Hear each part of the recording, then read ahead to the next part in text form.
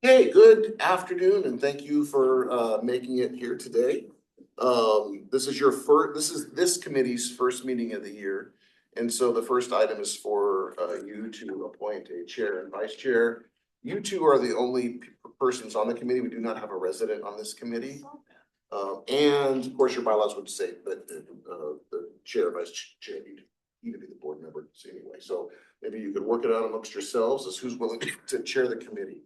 Chair, vice chair? Okay, Okay. so let's move By on. consensus. Okay, so I'll assume chair and Director Tyrone will be vice chair. So let's go to our first discussion item, the CalPERS pension unfunded accrued liability. For me. Okay, so this is gonna be an awkward way of explaining this, but you adopted a goal, a year ago or so now I remember that reads, update strategic financial policies to better address long-term pension and OPEB liabilities. Now, earlier late last year, and then finally, I think in December, the board adopted some policy revisions for OPEB. And they're incorporated in the strategic financial policy. So item 1A up there has been achieved. 1B read, create policy to address unfunded accrued liability in CalPERS pension plans, as well as how to account for costs, particularly for tier 1 miscellaneous plan. Okay, this was an item that we were expected to do for you over the next year or so. And I had some ideas rolling into this, but I did not expect that you would have to resolve it today. But it turns out that we do, and kind of here's why. So in the past, including for the current year, what we have done, and I don't have any illustration for you, but is the district, as you may recall, we have 6 separate pension plans. 3 for safety and 3 for miscellaneous. And they're really based on employment dates or when you first started with the district generally.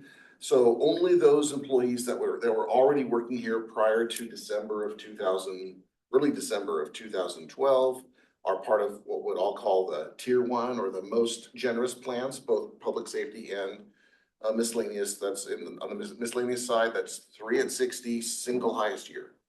On the safety side, it's 3 at 50, single highest year. They are the creme de la creme, cannot get better. I guess it depends on perspective. From the employee's perspective, cannot get better. Then the district has adopted, prior to the implementation of PEPRA, a tier 2, and those formulas apply to employees who qualify as classic members. In other words, they had PERS status or reciprocal PERS status prior to coming to the district, but they came after December of 2012. Those plans are 2.5 at 55, 3 highest years or highest consecutive 36 months. On the miscellaneous side, it's a very good plan, but it's not nearly as good as 3 at 60. And then on the safety side, it's 3 at 55, 3 highest years.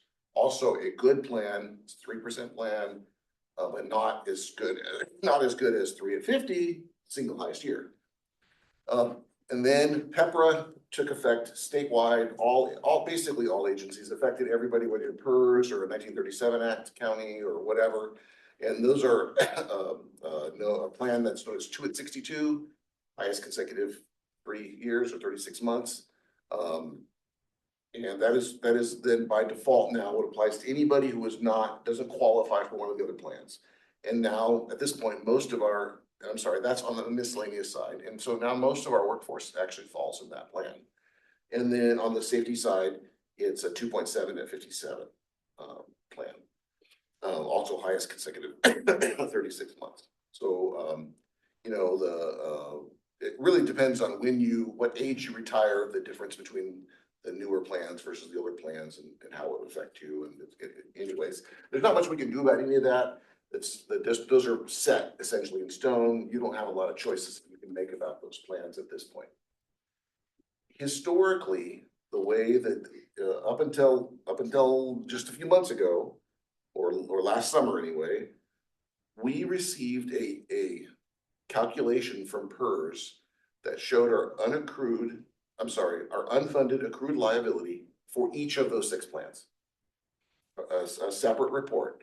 And just to remind you, the miscellaneous plan, that's 3 at 60, the classic plan, Tier 1 plan, had, as of last summer anyway, the largest unfunded liability. And and we're down to 2 employees left in that, 2 active employees left in that plan. So most of that liability really was a result of former employees who have since retired, but the PERS didn't have us contributed enough, or there's a lot of things you could blame, but there wasn't enough money put into the plan early on, and so it's accrued these additional liabilities that we essentially pay for plus interest over time if we do nothing else about them.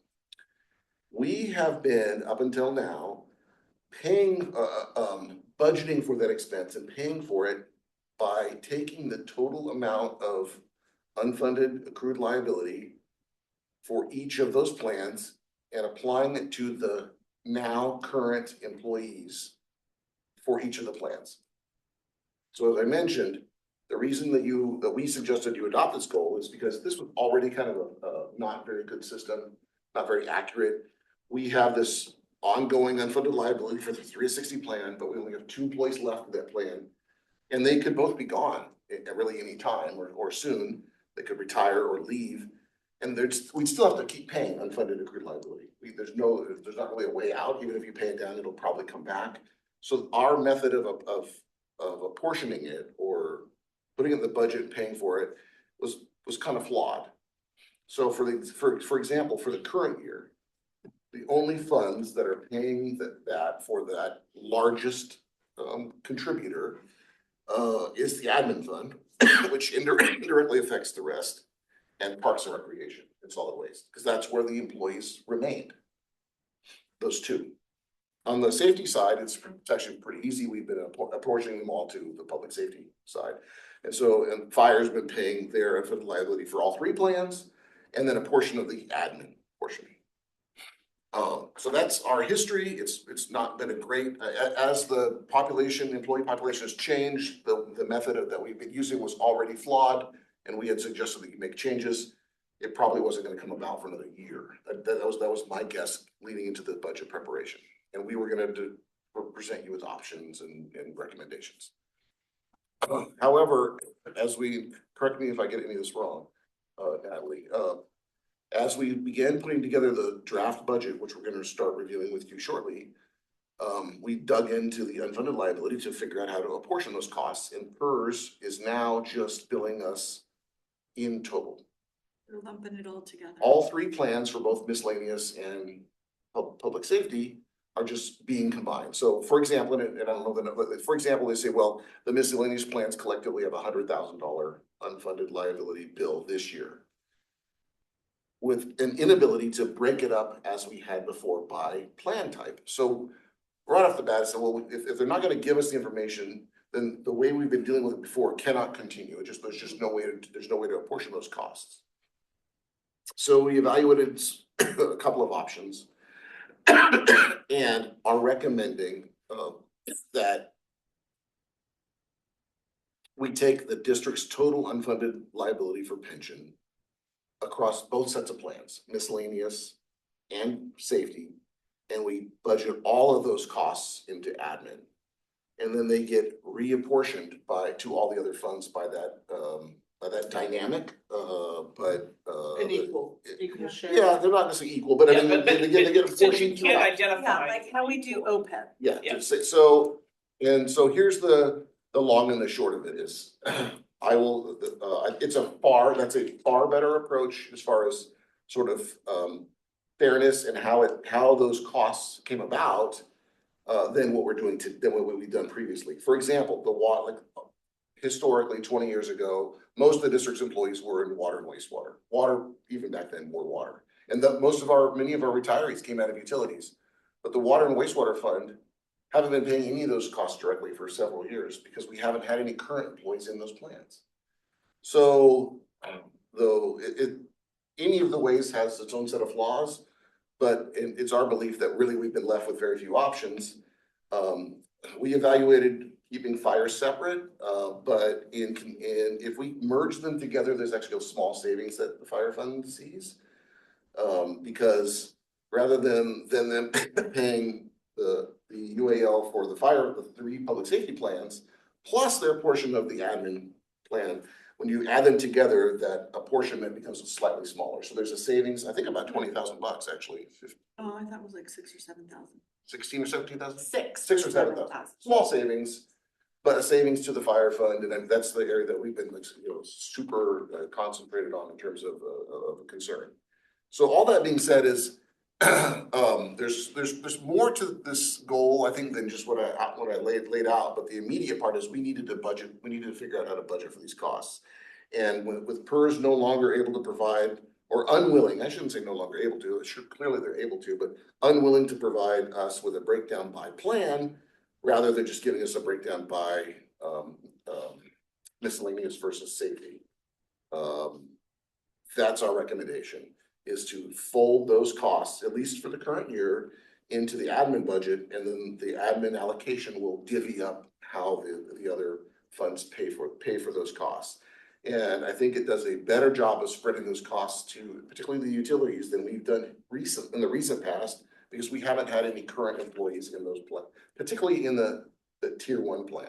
So what's gonna be the method for reallocating it back to the departments? The administrative cost allocation. Same allocation. Yes, it's just Okay. part of the same costs. Okay, so it's just rolled up as an expense that gets pushed Spread. back. Yeah, I mean, when I was talking to PERS, they even said we should be looking at it as a total number versus breaking it down by tiers, because. We can't get out of it. We can't escape. Yeah, I mean, Yeah. even if we 10 years down the road didn't have a fire department, whatever, we're still gonna have to absorb any pension liability that there is. So, Any reason why they're no longer providing that information, that detail? I don't know. the only thing the only thing they were saying is like, you should be looking at as a total, and you shouldn't be looking at as per fund or as per tier. It's up to Because us. it's Well, owed no matter. Yes and no, I mean, because to a certain extent, rolls up to admin, it still has to be redistributed to each department that's impacted by I it. mean, they're looking at it as, you should look at the unfunded liability as a total and not per tier. And so that's why they moved away from doing it that way. Yeah, I don't know why they opted, they're opting to do it. The reality was, the way we've been dealing with it is not, Yeah, not won't do. ideal. And we would be recommending moving away from that one way or the other. And where we landed was essentially what I was likely gonna recommend, but now we don't even have the information. We don't have information to even give you a lot of other options. And so we're kind of forced to kind of do this a little early. I still think it's the right move. It's a better move for us. It's a more equitable way of sharing those costs.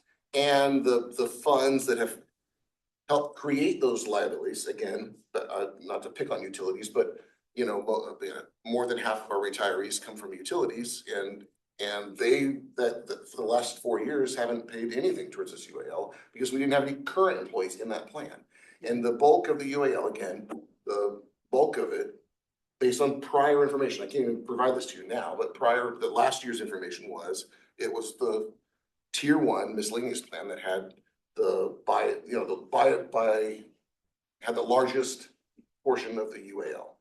Now, maybe over time that's going to, and it would have changed because, the actuarial assumptions change, people pass, whatever, and the numbers, and that pool will not grow anymore. We cannot, the only way we could get somebody to join that pool is if we re-employed somebody who was here at the time. Nobody new can join that tier. It's not open. So we're not doing anything to add to that liability. It's just occurring because of a failure to contribute enough money 10, 20, 30 years ago. So have you gotten this report from CalPERS already? Yeah, we would know the numbers from next year. Yeah, Okay, They're, so Yeah. yeah, we know what our, unfunded liability. Yeah, I went to look Okay. and was like.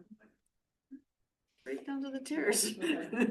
All right, well, So- it sounds like it is what it is. Yeah, and I think I don't think you should feel bad. I think it's the right No, move. It's a it- better way of yeah, I mean, it allocating those is, costs. it is a total liability for the district, I get that, and that's probably why they're perceiving it that way.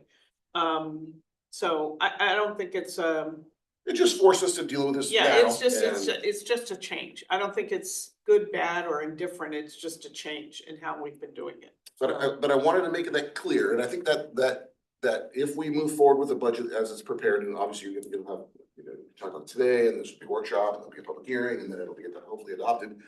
You'll have implemented half of B, and then I still wanna, address the issue of options to pay that down. There are other options, and I'm not prepared to kind of outline those for you today, but the portion of that goal that says allocating those costs, how to account for the costs, the budget now deals with differently, and I wanted to make sure you knew that going into it, because absent that, it will look like the admin fund is increasing its costs considerably, and essentially what we've done is we've grabbed costs from fire and Parks and Recreation, in this case primarily, and pushed them over to admin, and so we've seen some savings in those areas.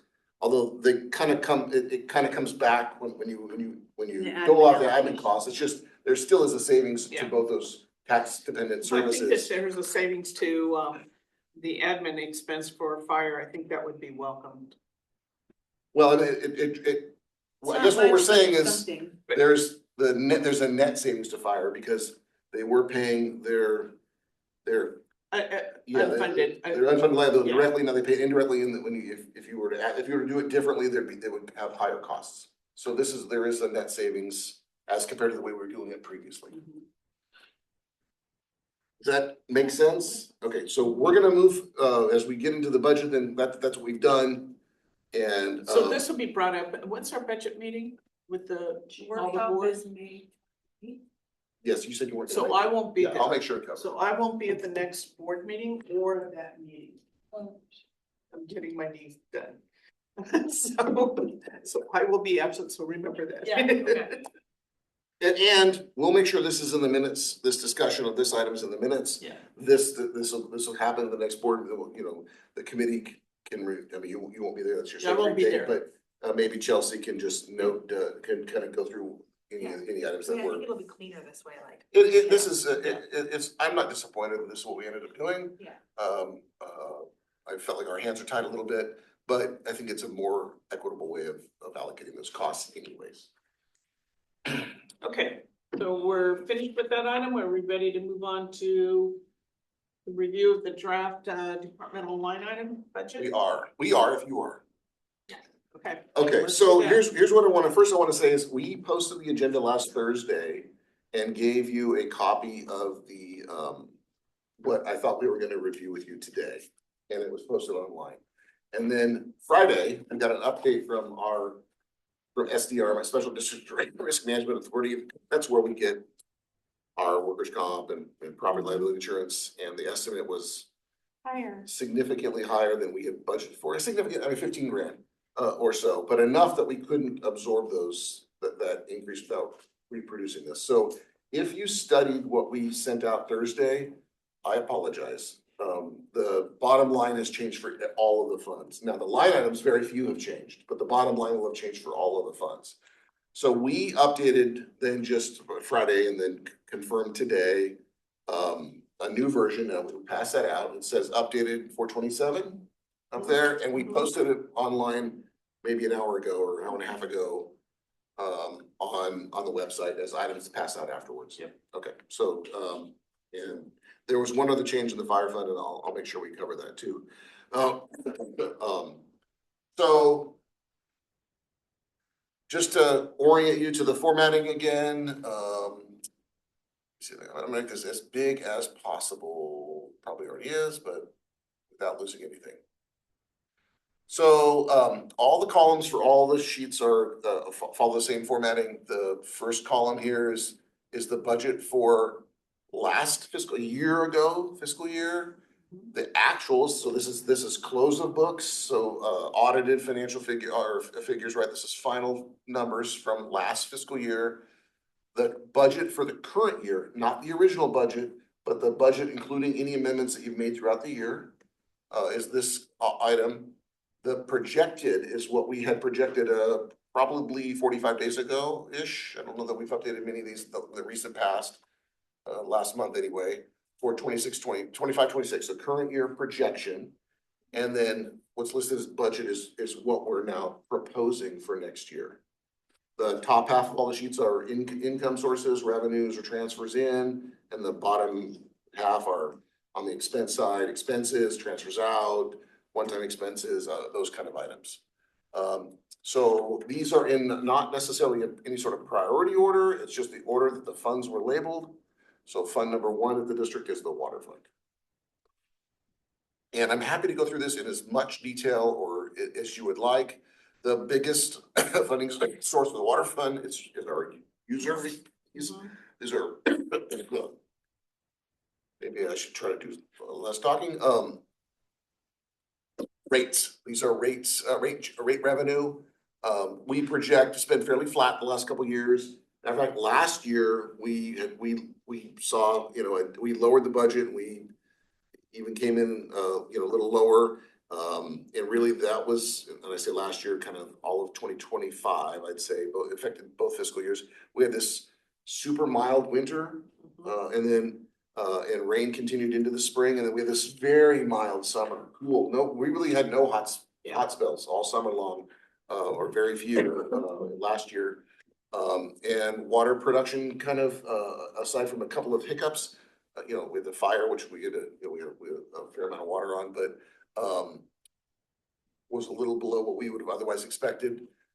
Even though we don't anticipate any new connections over the next or during next year, there's a couple of projects, but they're both seemingly pretty. The ones that are under construction on Main Street are still quite a ways away from any occupancy, and the housing development that we know is occurring is still quite a ways away from being being occupied. So the increase there is really as a result of a slight increase in water usage from the existing customers. That's just our expectation, because we think 2025 happened to be just a milder year weather-wise than we would normally anticipate. So a pretty conservative figure. So it looks about the same. The only line item is really the Plaxwell construction, which is the $2 million project. Yes, and we can get to that on the expense side. It's easier for me to address the projects on the expense side because that transfer in comes from the projected expenses. And so, but you're right, the rest of these are not particularly. They're kind of really within line Nominal, yeah. of what's been kind of the trend. Not great changes, not No. significant changes. On the expense line items, again, this budget does not propose any new positions or anything.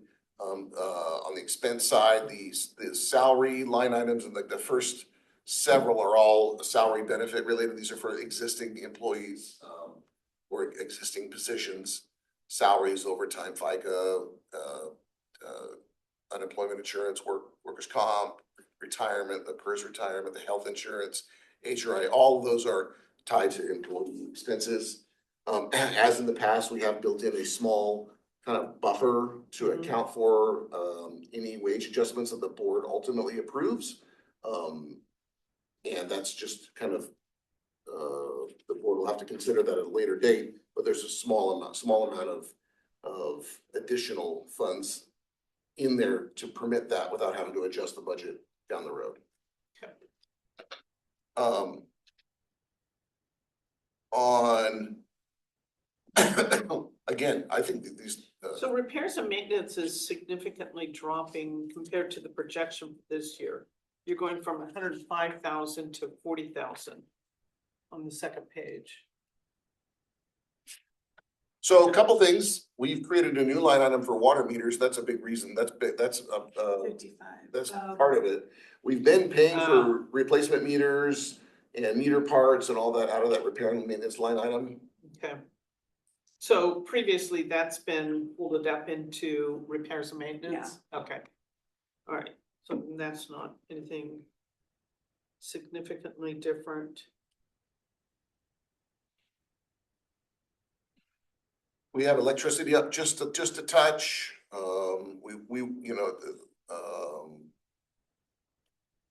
We have increased vehicle O&M slightly in all of the funds to account for increased fuel pricing, which has affected all of the district's funds. Don't know when that's gonna normalize or if and when it'll fall. As a matter of fact, if the fuel prices stay as high as they are now for the whole year, that may be insufficient.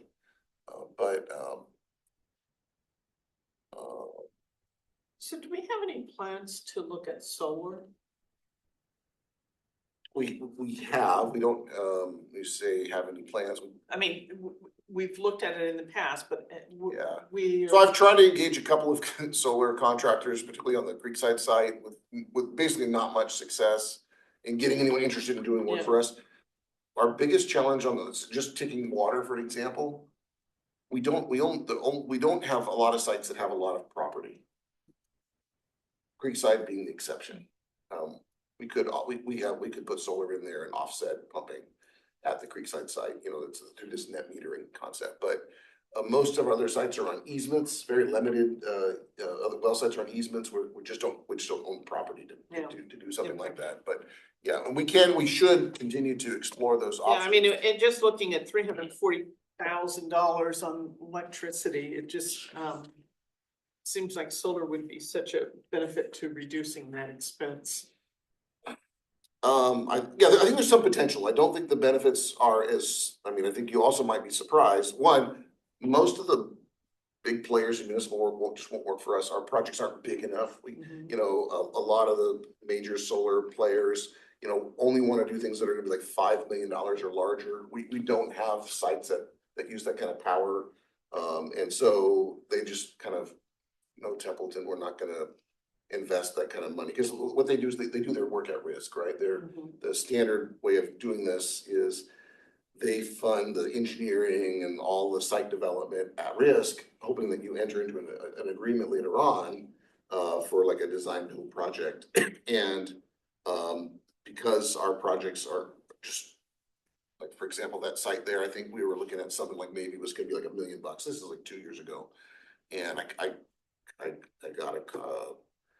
got a reference to somebody who does smaller projects, and then they just basically said, we just can't call you back. We just can't.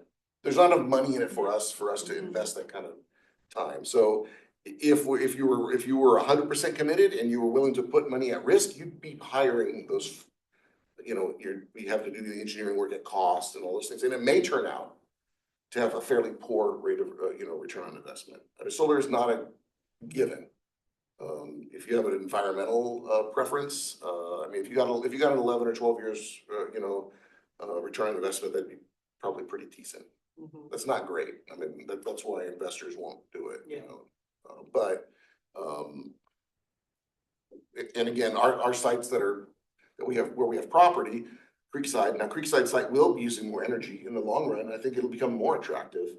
And then the wastewater plant, we'll see where we, in the long run, where we end up there. I just think it's something we probably should keep on the dashboard, because, if we could reduce that expense, I just know from my own solar experience, it significantly reduced my electricity bill. And then you have the allocation of admin costs, and we'll get to the admin budget. A couple things on this. One, if you recall, the way the formula works is it's tied to the prior fiscal year, so 24-25 actuals. When those numbers were populated at the end of the when you adopted the financial statements, it shifted some costs to water and sewer and fire, and Parks and Rec actually saw fire in particular saw some savings in terms of the percentage of costs. That's one reason the water fund has grown in terms of this cost. And the other reason is just the admin costs have grown, and we'll get to that. So that kind of has a double whammy effect on the fire fund. To a small degree, or not immaterial amount, that UAL costs are now included. So if you're good, I mean, like, again, we're happy to address any of these line items that you would like. On the water fund, on the, these, again, before that first double, or this first line, these are kind of annual costs, they're gonna be here year in, year out. And then we go into the kind of one-time expenses, and we've got a few projects, in here. We've been funding for several years now, the water conservation rebate program. We don't get a lot of attention with this, but it's nice to be able to offer the program. For the most part, these are folks that are proposing to eliminate like a lawn or a significant water burden with something that's more, more native, more drought tolerant.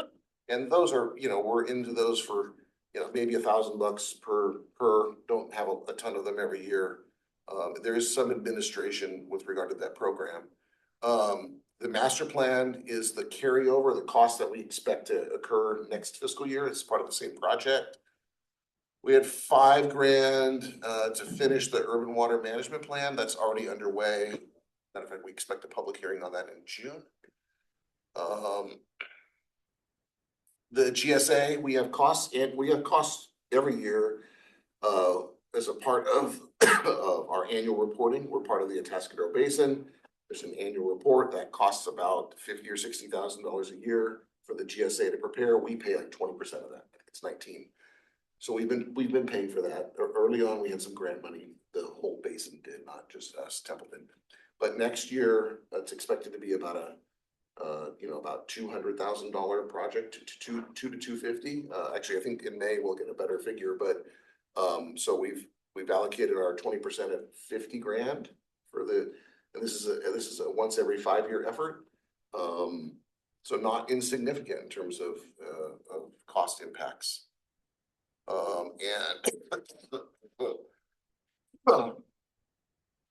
As far as additional one-time items, we have a trailer that we utilize that sprays a few things, but chemicals. I'll say chemicals, herbicide, pesticides. We also use it for spraying like a chemical that keeps the dust down on some gravel roads, particularly at the wastewater treatment plant.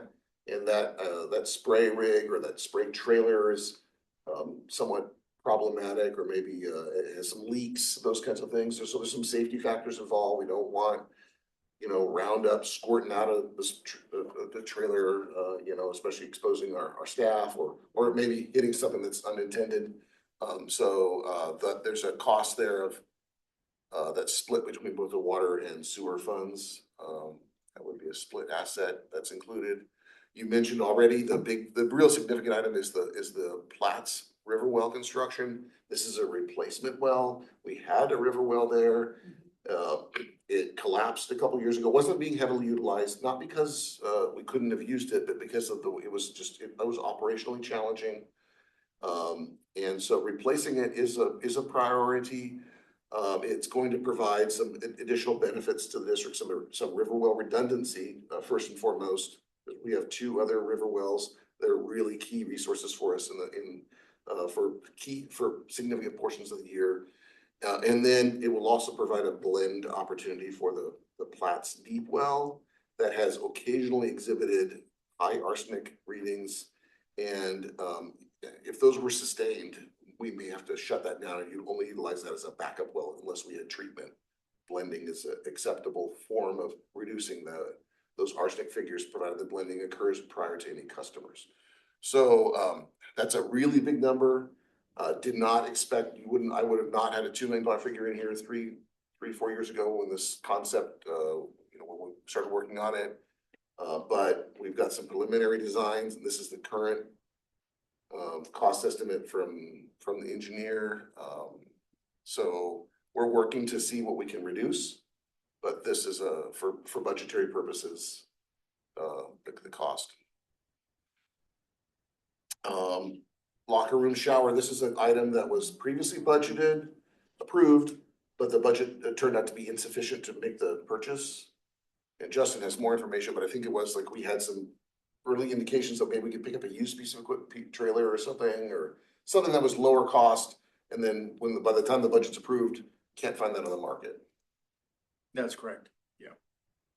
Unfortunately. And then Hydrant meters and backflows. This is another item that was previously approved. That was to replace our fleet. I guess that's probably not the best word, but the number of hydrometers that we have. We've got kind of a dozen or something hydrometers, some in better condition than others. Hydrometers are meters that are placed on a fire hydrant for temporary water use typically for construction. Mhm. We happen to have some hydrometers that have been out for some time and have kind of turned into some longer term uses, like they're filling equipment at a certain location for years on end. Probably another way to deal with that, but the reason that these didn't get purchased the current year is because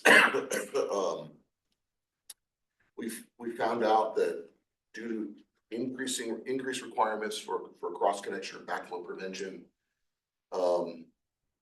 that all construction type meters, or what we call hydrometers, have to have these backflow prevention devices on them To going keep forward. from contamination. Yeah, Yeah. in my opinion, the risk is very small, Yeah. the way these are used here, but this is a statewide requirement, Yeah. and so now a hydrant meter has to be coupled with a backflow prevention device, and the cost like triple. So is this sufficient? I mean, are we looking at, for how many hydrants are we looking for? I don't know, Justin, was this 10 still or something? Yes, it was, and, I think there's hope that some of these more long-term situations where maybe that 6 months, it's already in our code and, after they go 6 to months, one? that we can pull them back into our yard, into our shop, and Okay. then kind of redistribute. But after, the intention is that they are short-term, Yeah, sort of, ordeals, but some folks out, in Had 'em a in while. our district has had them for maybe 4 or so, years, and so I think this may be an opportunity now with these new regulations and Yeah. having to, and adhering to these new regulations, having to get these backflow preventers attached to these hydrant meters. Yeah. It may, be a good time to reach out to these individuals and try and work something out where they have something that's more a long-term, yeah. permanent. So here's the issue, when you use, I would say that in the long term, if you were gonna build, let's take Bennett Ranch as an example. You were gonna be building on Bennett Ranch, you do all this grading, well, they have to use water for dust Yeah. control. We end up using quite a bit of water for dust control, right? Fill the water truck, spray it, keep the Yeah. dust down. That lasts maybe 6 months, 8 months, however long that takes to do all the underground work and grading. They're not paying the capacity fee or a connection fee or an impact fee for that initial water. But eventually all those houses connect and they have essentially paid the water hookup fee for this. And it probably works out. We have to make sure our costs are being covered on the hydrant meter side. But these businesses that are using a hydrant meter in lieu of an actual physical connection are never paying their capacity charge. Yeah. Or their, impact fee for that. So we have a few locations where they become sort of permanent water sources. And really what they need to do is just get a meter installed. But that's gonna end up costing them, right? Like we have like a $45,000 cost for that. And that probably is at those particular locations, that's probably gonna be insufficient based on their water usage. I mean, if you're filling water trucks up all day, that's a lot Yeah. more water than a residential meter. So we have a few policy issues to consider, but from the perspective of just buying replacement hydrant meters, this is what's recommended.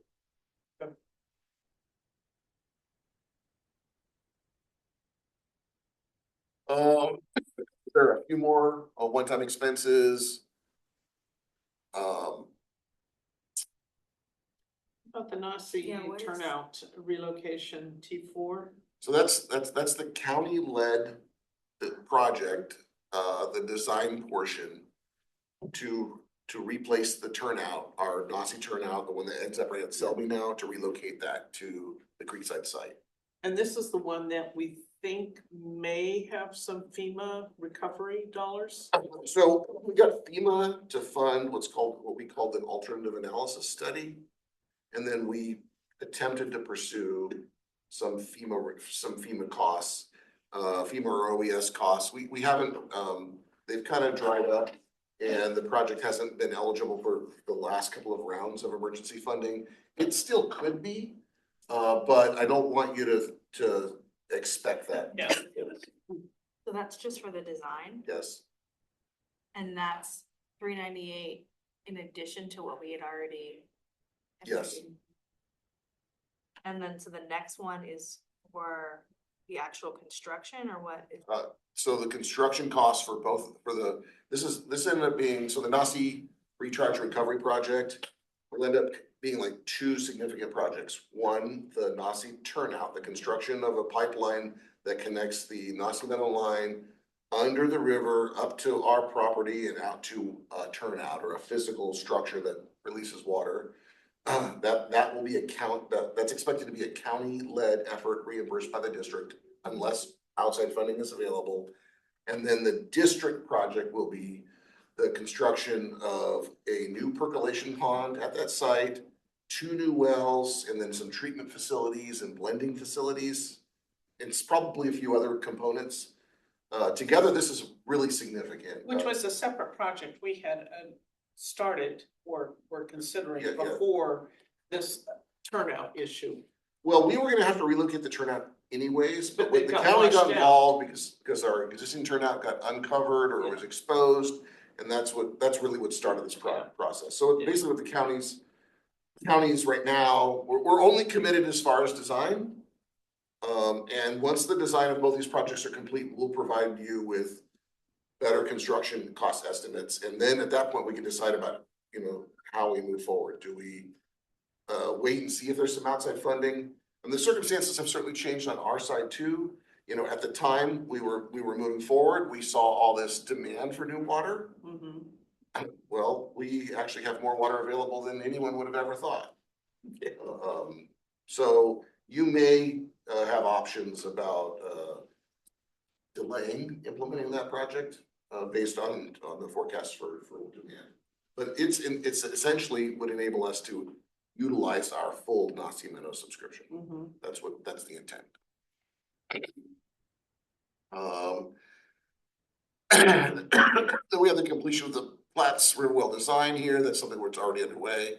And then we did a kind of a minor rehab project for the Fortini well. That is I think concluded. I think we're waiting to get sort of make a formal determination on that. There may be just some additional work in terms of, I say the rehab portion, not necessarily the column pipe and the pump that need to be replaced and go back in the well. But we're trying to evaluate with our hydrogeologist whether the rehab was successful enough for us to re-equip the well.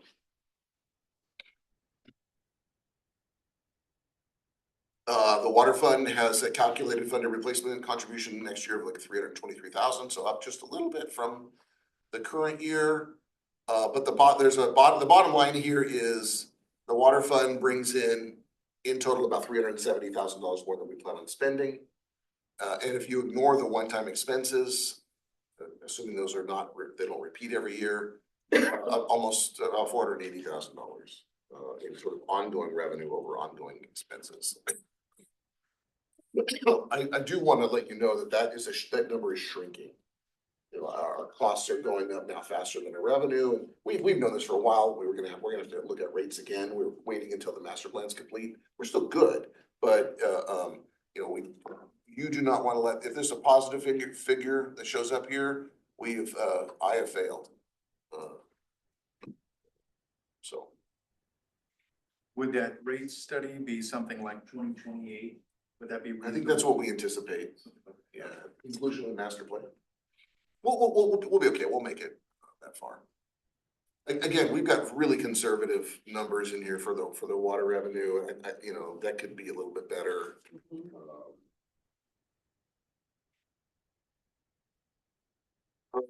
Okay, that's water. We good with how that is prepared? Yes. Yep. Okay, wastewater. Very similar, same formatting, same rate issues.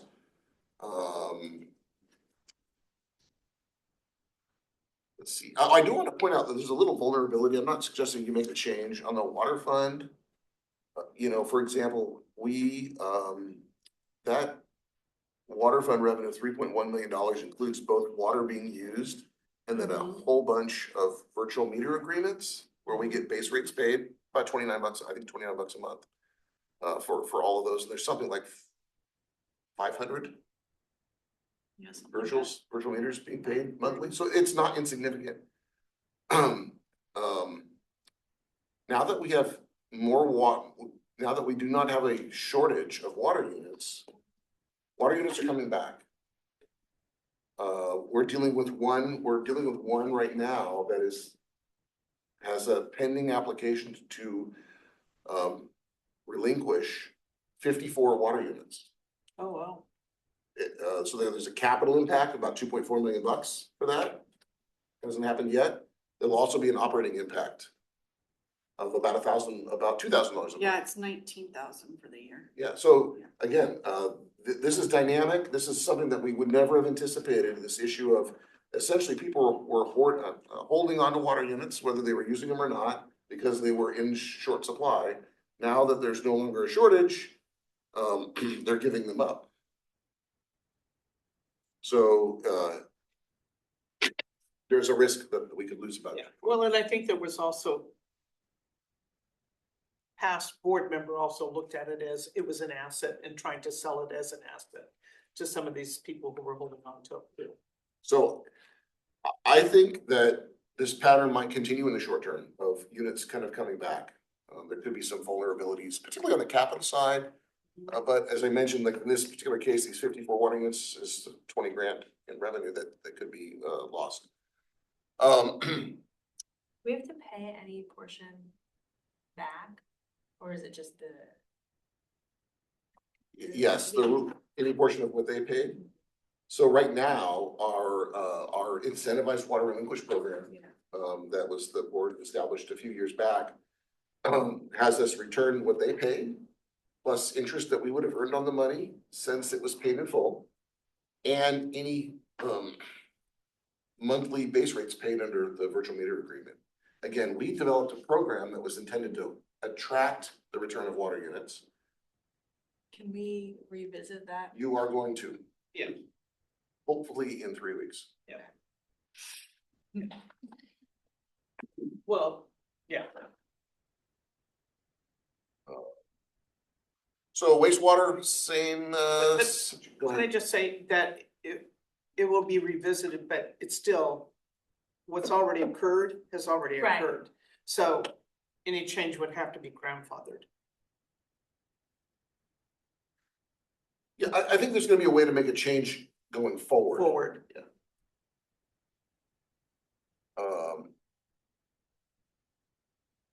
Let's see, so, you know, interesting, you know, we've got, these line items are fairly similar. We'll get to the project items, at the sort of the backside, of it.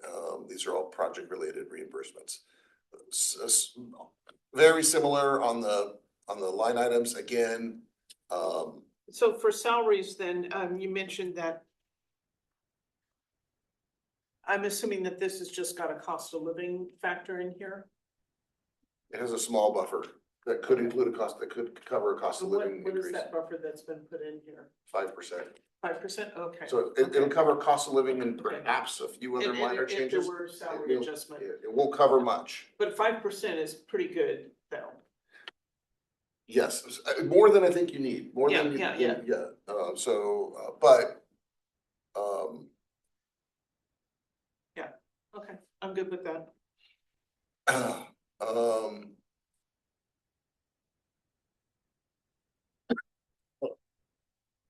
See if there's any line items that are really significant, here. We did factor in across the board a 10% increase for health insurance.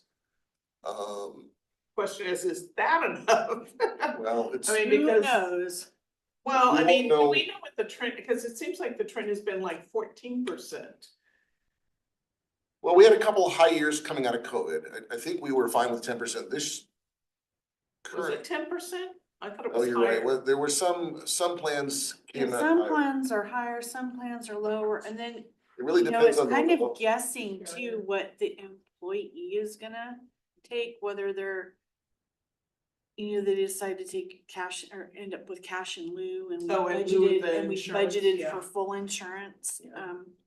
So since we're so small, what ends up happening is even if one or two employees go from like a full family coverage to like their spouse gets another job and they carry, Yeah. there can be like there can be like $10,000 savings with one employee Yeah, when they make that change. The reverse can happen just as easily. yeah. Okay, well, that one's just always a tricky one. Doesn't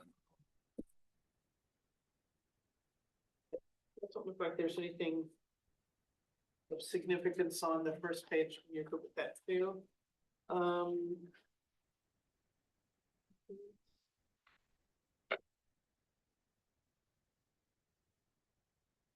The admin and that, we changed the allocation. Yeah, Yeah, the admin allocation, same reasons that we talked about with really, with water.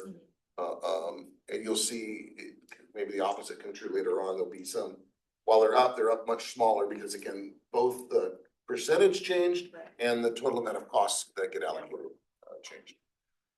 On the one-time cost, new permit compliance support, this is really, right now anyway, the use of NKN in assisting us as we work with the regional board. The completion of the master plan on the wastewater side. There could be some shifts of these costs. It's possible that come July or August, we'll have to reflect that, not everything that we thought would be done by June 30th got done in time, and some of those costs could shift forward. The total project costs are not expected to change. We've included again, the design for the West Side Lift Station force main. We believe that's our bottleneck in our wastewater collection system. The master plan will hopefully either confirm or change our opinion on that. And we want funding to start that design if that's the case, because we really want to we don't want to fall behind. That's been sort of a known significant bottleneck in the collection system.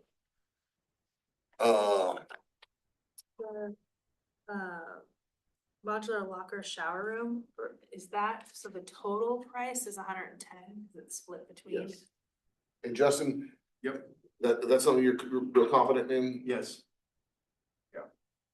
It's a real shame, but none of those models that we found, earlier preparing last budget were available any longer. And so as I was going through and getting proposal after proposal, all of them were in that $9,500 to $15,000 range.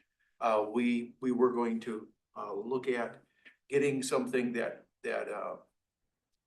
took care of our needs now, and possibly if some of our workforce, some of our team changes, would have the right types of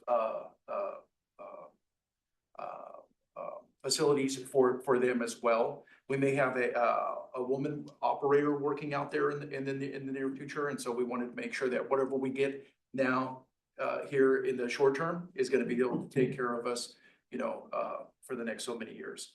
So.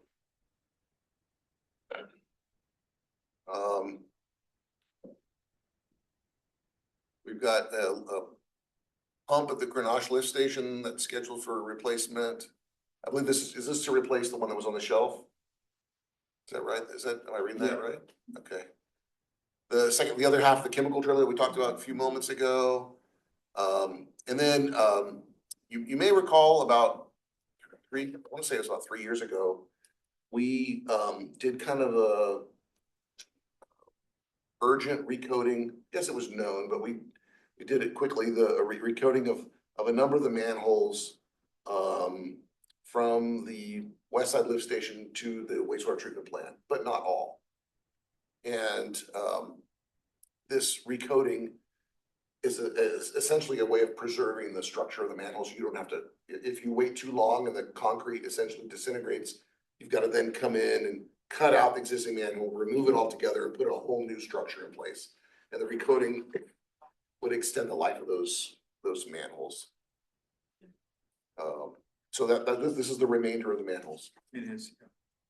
And then the west side, this is a really big item that was something that we only kind of, I guess, learned about over the last many months, but certainly to the degree of the extent of this. The west side lift station, just to remind you, was an existing, there was a lift station that existed at that location pre, West Side Project. yeah, pre-East Side Force Main Project, whatever you wanna call it, pre-USCUP, Pre-East Side. pre-20 19. Yeah. But it handled just the flows from the west side back to the wastewater treatment plant. When we designed the USCUP or the East Side project, where we brought back the other 2/3 of the wastewater, we upsized or increased the capacity of the wet well and exchanged the pumps. And all the electronics at the west side lift station. But it was not an entirely new facility.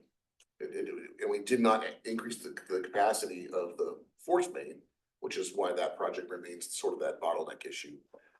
And then over the last, we've had some challenges at the west side location with the, I'll call them new pumps, 2019 installed pumps. And I think we thought maybe that those weren't, those challenges we needed to, fix the way they were fastened into the lift station. Well, that repair has turned out to be substantially more expensive than was thought. And Justin's got some more information. We do not have a design or anything, but this is a back of the napkin figure from the team that designed the Yeah, that's improvements. Nonetheless, there's no alternative. Mhm. That 95% of the district's wastewater, or something close to that anyway, flows through that facility. It's a key facility. It also happens to sit right next to a creek.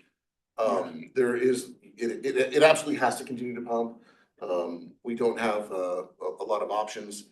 We have two pumps in there. And so even if one fails, there's redundancy, but the way that those pumps are attached to the lift station and function needs to be replaced. They were designed based on the manufacturer's recommendations, and the manufacturer has changed their recommendations. Is this one that's also, we've had challenges with smell? Yes, it is. Which we hope we've made some improvements on that. Yeah. I haven't noticed. I know I'm getting off I the haven't freeway. heard anybody talk about it. Yeah, no, I think Topless, yeah. it's, Always room for improvement. but we'd love to have you go visit the site. You can get a first-hand impression. We can lower you in the manhole. Yeah, no. Hands on. Get a little comparison. Yeah. Yeah, first person perspective. Okay. So anyway, that's the funding to rehab, which isn't capacity related. Yeah. But it's to make this thing function real, with confidence going forward. And so this may be an urgent matter, depending on what happens over the next several months. We may have to move expeditiously. Kind of like funding your grants for that. So you said there's no funding. So I guess what I'll say is it's really hard to find outside funding for Templeton because we don't serve a disadvantaged community. And most of the funding sources, like particularly the grant sources, are tied to in population served. So essentially what that means is the state's kind of saying, hey, your residents can afford to pay the costs of doing this. Even though it's like a wastewater concern. It's matters. Yeah. Do the residents want to smell? Yeah, I guess. In this case, it's if both those units fail, we're gonna be in like a bypass pumping situation. It's gonna be like $100,000 a month to keep that thing running. Mhm. We have to do this. We're Well, gonna- this is Yeah. a key one. Yeah, Yeah. it is. Okay. That said, bottom line, then you have this funded replacement, and wastewater is big, this $667,000. That's primarily because we brought in that big project back in 2019. That's the big chunk of these costs. Bottom line is we're bringing in about $800,000 more than we're spending. And then if you look at it from, what would eliminate one-time expenses, we're like $900,000. That's good. What that tells us is we can be prepared to absorb some cost increases on the wastewater side operationally, including some additional debt service. But not, that $800,000 doesn't go as far as you might think. We're looking at some substantial improvements that are gonna be required at the wastewater plant in all likelihood, over the next, say, decade. This will buy us some time, and maybe the rate increase to support those improvements won't be as high as it otherwise would have been.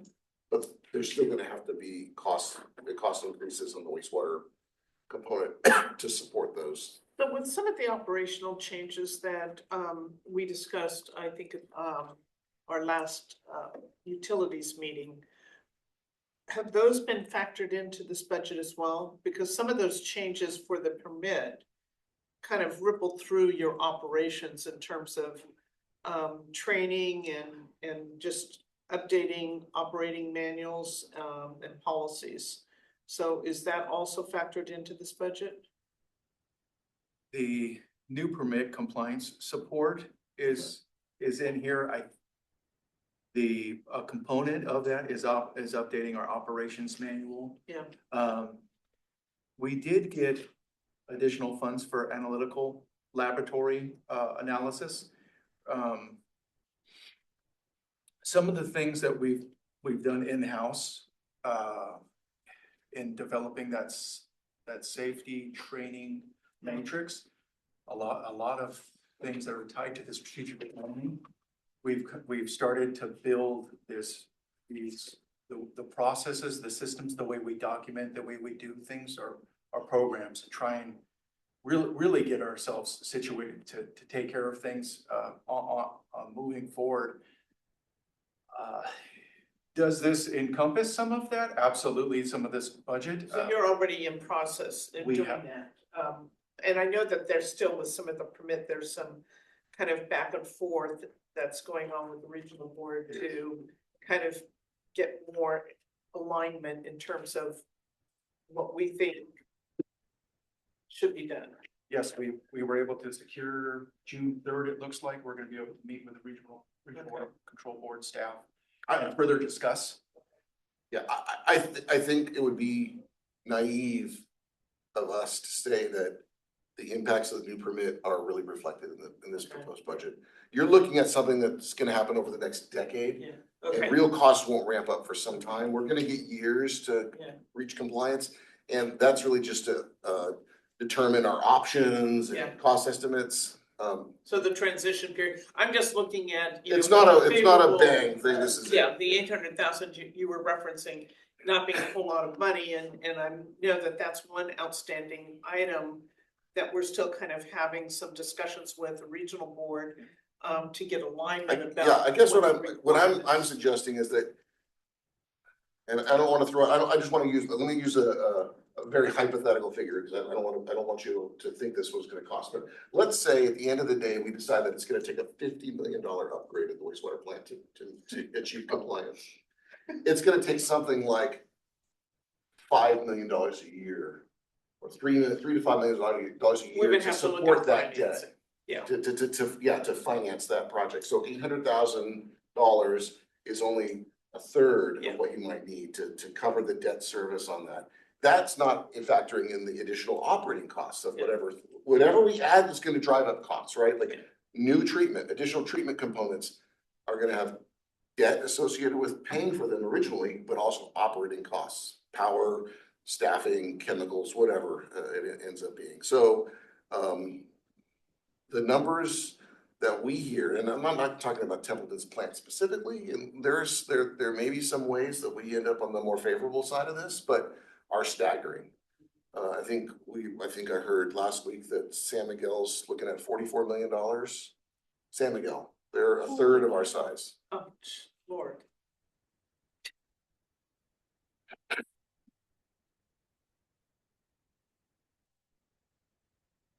Now you've got me with heart palpitations. No, no, it was just a hypothetical figure. I just wanted to try to illustrate that the 800 Well, I grand. was looking at more of like consultants about, you know, This is looking at very kind new, of yeah. looking at that transition and I kind think of we're good. laying out a path for that transition, not necessarily the end state, but how we're gonna get there. Okay, Yeah, the new the new permit, you know, again, a decade from now, Yeah. our operation might be quite different. yeah. Oh, I'm sure it will be. Oh, Okay, drainage? not a whole lot to discuss here. What I will just say is the drainage fund is using about $4,000, almost $5,000 more than it brings in. This has been a problem for Yep. a decade. We are only about 3 years away from having to sort of resolve this. We're spending down the fund balance. We've got, again, about 3 more years of fund balance available.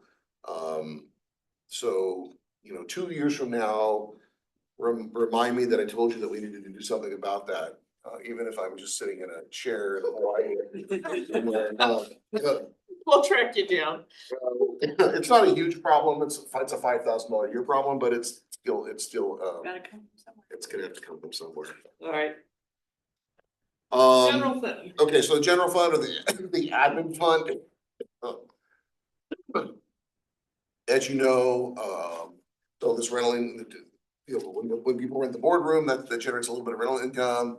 That there's a fund balance, so we get a little interest income in here. And there's, sometimes we get some miscellaneous income. This is like reimbursements from SDRMA for like safety equipment that gets purchased, or sometimes we get a little rebate. The big, income sources are, the transfer in from other funds. So basically this still gets netted out and then everything else gets transferred in from other funds. You'll see an increase there of about $150,000. And I want to say a pretty sizable chunk of that was the total amount of the UAL. Do you remember offhand? Well. Oh, you have it in here. Yeah, I have it in here, but you got a part of it from the previous year, so it went from 105 to 75.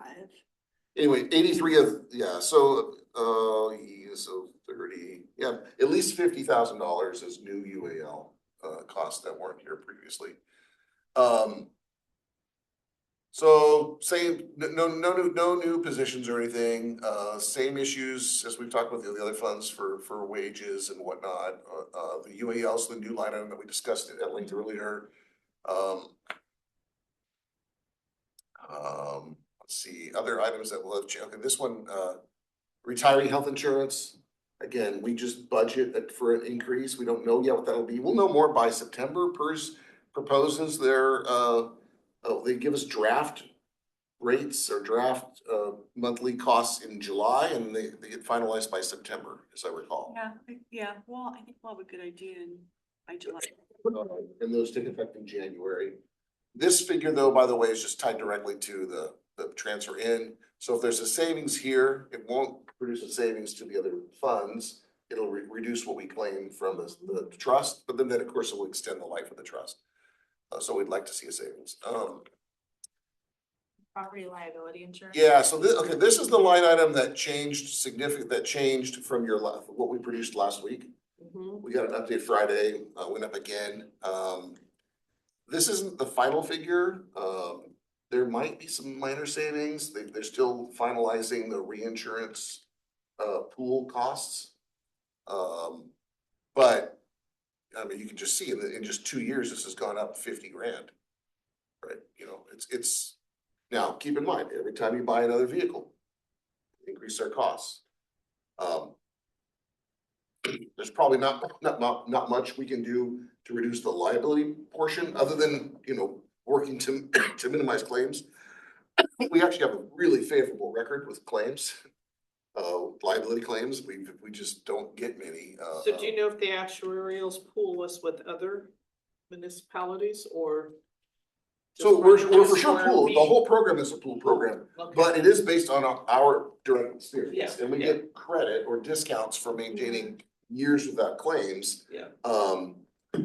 But they had it says, so we had included a 2.55 inflationary factor to buildings, 5.31% increase to scheduled contents.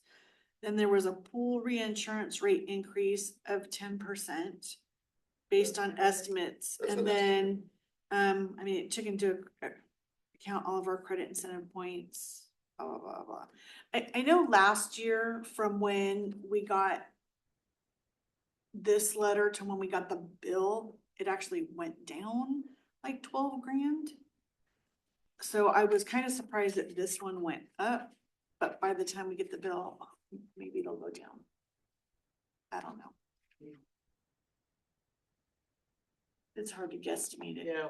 And then I was in the long term, you're looking at adding another $1 million fire engine. It's Yeah. gonna have a, Yeah. that's gonna be very significant. Yeah.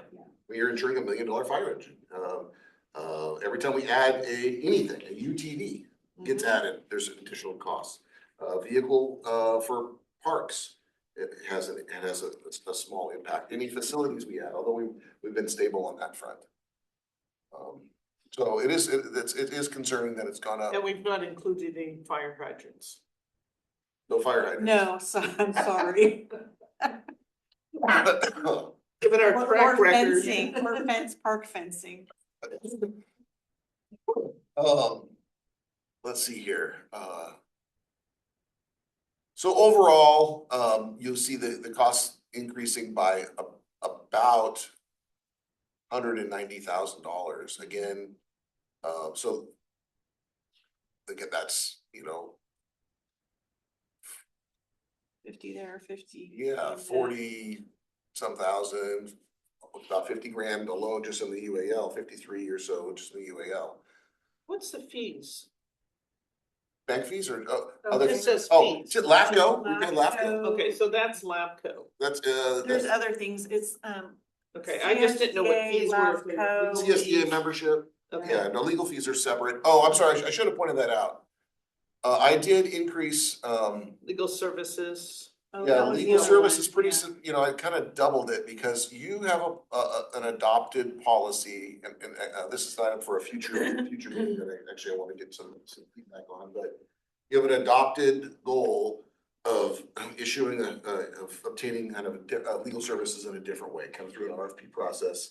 And my assumption is that means that you expect to have, in the future, an attorney attending your board meetings. At least that's what was proposed at the time. That's gonna drive up our costs pretty significantly, probably about $1,000 a night, per meeting. I don't think it needs to be every meeting. I think it's really, I think it depends on what is on the agenda. So I'd like to come back to you after we prepare, after we have a Yeah. draft RFP and get some feedback Yeah. on some specifics, because I think a lot of it will depend on what kind of presence you require. Yeah, I'm okay with the 20,000. Okay, so that's a placeholder. That doesn't cover a whole year of that. That's just like saying, hey, if you started that in 2027, that would cover you the rest of the year, like half of the year. Yeah. One-time expenses, they're just a couple, so maybe, Natalie, you and Justin can address, because you know better than I, this adding another module to Tyler. We pay for all of our, I'll call it our general ledger or our main accounting system, what we call Tyler, or that's the brand. Intuit, Tyler, and Well, is this some of the applications you've talked about using, in your, the utilities area? Yeah, they get after, work order systems. Mhm. So then, Natalie was, kind enough, was able to get a meeting with Tyler and a presentation, and we went through it. There's a lot of benefits. Seems like it's gonna be quite a bit of work for the team to be able to input some of our assets that may not be as easy as cutting and paste, although we have assets, are already in Tyler. That would have to be front loaded. Yes. Okay. well, you said front loaded, I mean, Well, I maybe mean- over time. Yeah. And so, moving forward, this module, work order module, asset management module would lend to this automated work order system that our staffs will be able to tied to facilities and go and maintain this. Isn't that something we've also have in our strategic plan as well? It is. Okay, That's exactly what this was aiming, we were Okay. trying to okay, accomplish it. okay. So this is the one-time costs associated with it. There are some annual costs that we put into the ongoing Yeah. column because but the one-time cost of adding or activating, maybe I should say, these Yeah, modules. Setting it up. Setting yeah. it, originally Yeah. getting it going. And then, we've included here 10 grand for the board election. We are in an election year. If there are more candidates than seats, we have 2 seats up this year, then we will have a board election. If there are 2 or fewer candidates, then that election will be canceled and this money won't be spent. But either way, we would need to be able to fill those roles. Okay. And then, we put in here 50th anniversary expenses, and we do wanna, work with you to outline what that could cover. We didn't have anything, so the only thing that we've got in place so far is the banner. I don't actually know if that's We're been having ordered. a heck of a time. Bethany's been working on it, getting someone to make it and getting quotes back. So, For a banner yes. that will go across Main Street. Like people don't do them or? Well, we have we do have really particular standards that are not, I mean, our requirements for a banner are not like standard Amazon Yeah. or whatever. We have, because it's a super windy location and they She don't, reaches out to him and I mean, it's been taking weeks to hear back from people. And so nothing's been ordered yet. I think she finally has got one company that'll do it, but other local companies she's asked have come in like 3 times the price of someone else. So, yeah. So, but that's already contained in the current year's budget. It was anticipated that we would order and have that up before July 1st. These funds were intended to support the event, the 50th public celebration event.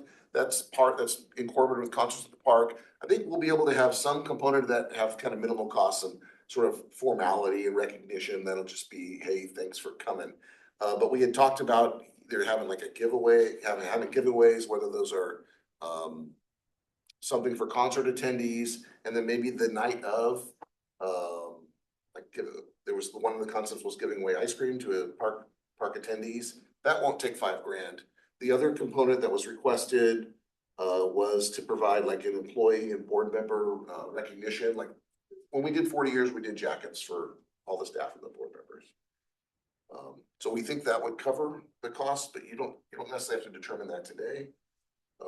If there's, as long as there's sufficient funds, then these costs are, of course, they're divvied up amongst all the other costs that are allocated.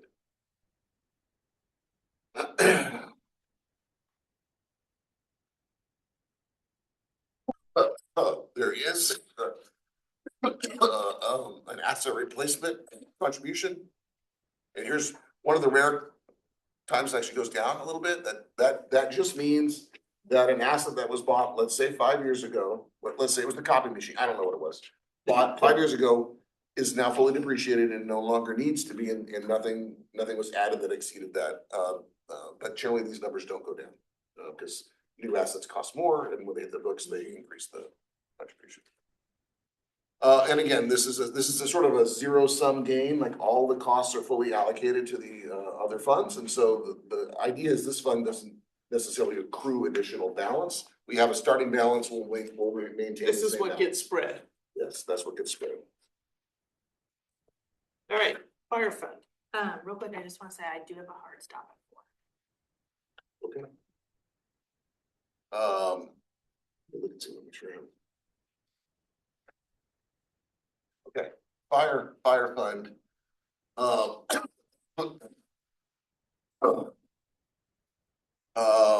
So first thing you notice, we don't have any safer grant money coming in. We do add in the franchise fee funds. This is the growth in franchise fees above what was budgeted for at the beginning of last year to match the ad hoc committee's recommendations. You have interest, some miscellaneous income. This number you'll see is far lower than last year. That's because we don't start the year budgeting out of county assignments. So the bulk of this money, let's say, 200 grand-ish, was, was was reimbursements for out of county assignments, last year. If those do happen, that's where the money would land. We Oh. anticipate that being very minimal because of our. I think it's gonna be trickier, although the chief tells me there are gonna be some circumstances where we may be able to participate. One, we've kept our reservists as employees, even though they're not working. In the very near term, they could participate. That probably doesn't work long-term because they'll become too disassociated with the Templeton fire. And there are going to be circumstances when if all of the other staff are going to be around for like the next 2 weeks. So like, let's say the fire started today and everybody confirmed they could be around the next 2 weeks. They didn't have any travel plans. Then it's possible we could send equipment out because we would have enough people to kind of to maintain backfill. But those times are gonna be far more Infrequent. than in the past. Yeah. But we never have budgeted for out of county assignments. We've always sort of treated that as an after the fact incident, and we've amended the budget to account for that. Cell site revenues, this is just the existing three carriers that are up there.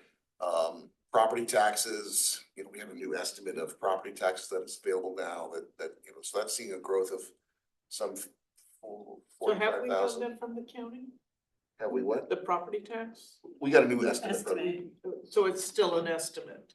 It's always an estimate. I Okay. mean, it's dynamic. It's, Yeah, yeah. historically, they've produced like 3 updates to the estimate a year. And they typically go up each time. Yeah. So we yeah. usually beat this by a little bit. But we're no longer artificially subtracting funds for the Adventist health issue. The county says that's been sorted out. Oh, good. And it wasn't as much as the. Wasn't quite as bad as we Okay. were anticipating. And then- Go ahead. Well, I'm just looking at overtime. Overtime seems to be kind of almost reduced in half. Well, that's this out of county. Oh, it's It was all- because out of county, we're now shrinking that. Well, Okay. we never budgeted for the out of county. We Yeah. never budgeted the revenue or the expenses. We always just. Yeah. We knew that in almost all cases, if we went in our county assignment, the revenue would exceed the expenses. And so we came back to you after the fact and requested amendments. This doesn't support any out of county. If we do participate in any, the overtime would. Will go up. Will go up. Yeah. And this is still this is an estimate. Sure. You know, we're, Well, that's what a budget is an estimate. let's see here. What's the purchase services again? Oh, it's like porta potties, internet, Okay. Oh, in this case, it also includes services related to fireworks. Right? Isn't this- Oh, Yeah, yeah. this is what we were working on a plan to have aerial surveillance somewhere around July 4th. It may not actually be on the 4th. And so those costs are incorporated there. I did want to point out, even though you've eliminated the reserve firefighter program, we're proposing that about $1,000 remains because we'd like to schedule reserve firefighters for the 4th of July, if any of them are still willing. You'll see, here's another example, even though our staffing costs are lower, our workers' comp costs are higher. Yep. In legal services, that looks like it's gone down. It's gone down, but it's still more than we've typically spent. Last year, we engaged legal help for all the fireworks and the fire code related matter. Okay. So that Oh, $9,000 okay. bucks, That makes that's sense. almost 100% Yeah. of that was fireworks related Yeah. issues. Let's see, dispatch is just an estimate at this point, cost, but yeah, professional services we just addressed. Where is the one that we just made a change to, just today or Friday? Is that also professional services where we added additional? added costs the for- 5,000. Yeah. Yeah. This is another area that we changed from the draft we sent out on Thursday. Mhm. The department wishes to engage a consultant to assist with the interpretation of the data in image trend for county, state, and national reporting. I just think we don't have a staff that is skilled enough in utilizing that software.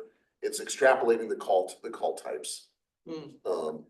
And we think it's gonna take a few hours a month of that service to assist it. It may take a little bit more initially. So we've identified somebody who does this work, I think, for 5 Cities Fire that can assist us. Vehicle O&M, again, increased fuel costs. There's some tires that need to be replaced that we know about on the engine. I think there's not a lot of other surprises in here. Oh, the purchase services too, I think included the cleaning of the. Yeah, that's another area that's kind of new, and yeah, that's a great point. Cleaning? Yeah, there's a new Cal OSHA requirement to have turnouts inspected and cleaned by a third party. Right now, it's our own staff that does the cleaning, Yeah, and these have to be done annually. And so it's gonna be, I think, about $7,000 for the first year. It's to ensure that the turnouts are performing too. Excuse me, as designed.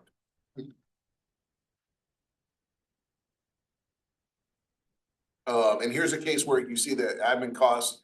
So while they're up just kind of mild, not much. Again, that's a reflection of we had an increase in total costs that were accounted for or allocated, but the percentage that went to fire actually dropped.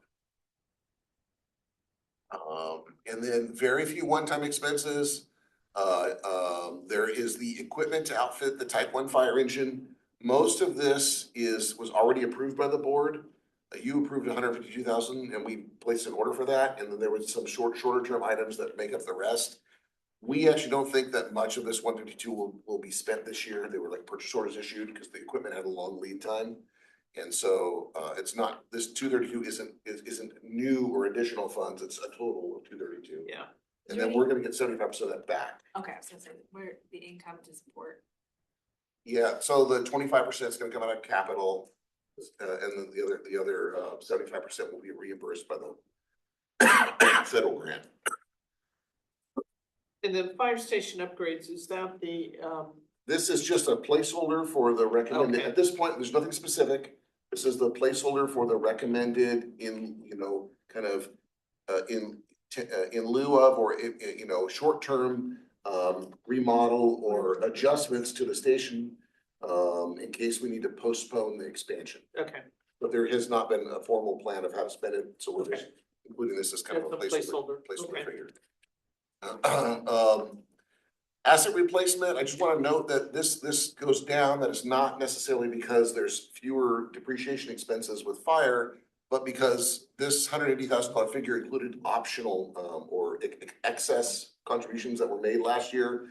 We have been making, when we send the engine on the out-of-county assignment, there's a reimbursement rate for the engine itself, and we've been taking that amount and applying it to the asset replacement account. Okay. So if there's an out-of-county assignment, we anticipate that would happen again. So I want to say bottom line, this shows zero.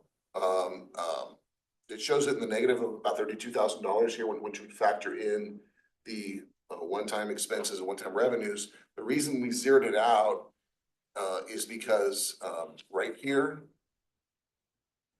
you'll see it's recommended that there's a transfer in from other funds and it says FFO, that's Yeah. future fire operations.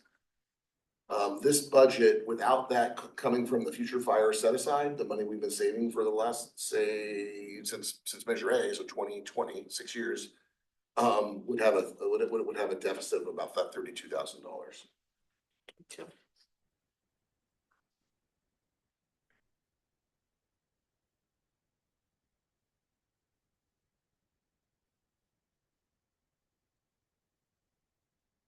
CFD?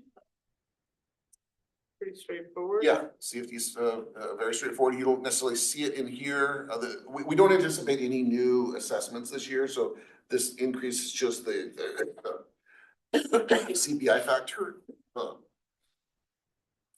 We probably next year, a year from now, you'll see some small increases because the project that's under construction right now on North Main Street, just past the post office, should be ready to occupy, and then we can consider assessments for those 3 buildings. But there's nothing else that's imminent necessarily. So you say you think that will be next year, 2027? Yes, I believe that'll be 2027, 2028. Okay, so that will be a windfall then to this fund. Yeah, probably something like $5,000 or $6,000. Okay. So it's a windfall, not the Yeah, kind not to really. get too Tiny super Got another zero maybe. All right. After that, the next project will probably be the homes on Bennett Ranch that's Yep. in the CFD. But I think you're 2 years away from that, Well, what about, you also have where the haunted house is, but that's that nothing's happening. hotel, Yeah. Yeah, that's and then there's one next to the post office right. as well. I guess So, I'll, until there's ground broken. Yeah, it's. It's a ways away. Yeah. So what you don't see here, but we'll see when you review the budget and when there's more of the document available, is that the bulk of this money is recommended to be transferred to that future fire operating. Mm-hmm. So I just want to kind of give you a little sneak peek, probably not the right term because you're not looking at anything, but so about $80,000 is recommended to go from the CFD fund to the future fire operations fund, and then about 32 of that is recommended to go back into the fire operating fund. So you net increase to the future fire operations about 50 grand next year. You continue to build that, but now at a slower pace. Yeah. And then as soon as the engine hits, that transfer from this fund to the future fire operation is gonna go away, because this fund has already been committed to supporting the asset replacement for the new engine. So you probably have 2 more years of that benefiting the future fire operations, and then that stops. Until the fire truck arrives. Well, it'll arrive this year, but it won't hit the books for like 2 more years. Okay. Streetlights. This one's pretty straightforward as well. Not a lot here. Yeah. Just like the drainage fund, the streetlight fund operates at a small deficit. But there's still about 10 years worth of cash available, fund balance, before you've got to worry about it. So in 10 years, you will for sure have to track me down somewhere else. But Make a note of that. All right, Parks and Rec. okay, so a couple of things to highlight. One, you'll see the 253 figure for franchise fees. That was what we started the budget with last year. So that figure is kind of frozen. That's the plan. That's what's placed here. Program income for concerts. Again, for this year, for the year, it's a split program. So that's going to be half of the 2026 concert season and half of the 2027 concert season, because the concert season spans or it's held over 2 fiscal years. Here's where things get a little bit interesting. The board requested or took action to increase all youth enrollment programs by 10%. That is now in effect. There's a few, and I'll get to that. I'll get to some other things in just a moment. But what we did is because we really don't know what the impact of that 10% rate increase is gonna be, and we otherwise would have expected similar enrollment figures. We increased revenue by 8%. By 8%? 8%. Okay, so we're trying to be conservative. So Do you think there may be a drop in? yeah, in- and I don't know that that's gonna happen year Yeah. 1, but I think especially as you get into years 2 and 3, because when 10 becomes 20 and 20 becomes 30, it'll be more telling. But we're just trying to be conservative here. Originally, we had this at 10. I just didn't feel, if we had expected growing enrollment, that would have been I think appropriate, but we've now really felt like enrollment's kind of stagnant. There's not a reason to believe it would have necessarily grown either way. So that's reflected here. I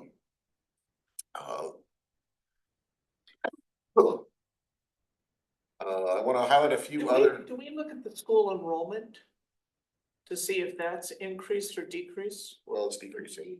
It's decreasing. It's So decreasing, then but- it's understood that this would also decrease as well. And I think that's a very valid point but primarily we serve like elementary age kids. And sometimes the overall school population might be decreasing, but 2nd and 3rd grade might be going up. There've been these little sort of odd bubbles. But I think in general, we're in a, you know, flat to slightly decreasing, youth population. I wanted to point out a few specific items on the revenue, a few other revenue items, and now I'm kind of drawing a blank as to where we are. So miscellaneous income, I'm assuming that is from TRF. No, TRF would be that's under fundraising, Fundraising. Miscellaneous Okay. income. it could be donations, or that might come in as fundraising So too. do we have a No. commitment from TRF No. on the fundraising? I know they're doing the. I'm gonna say beer no.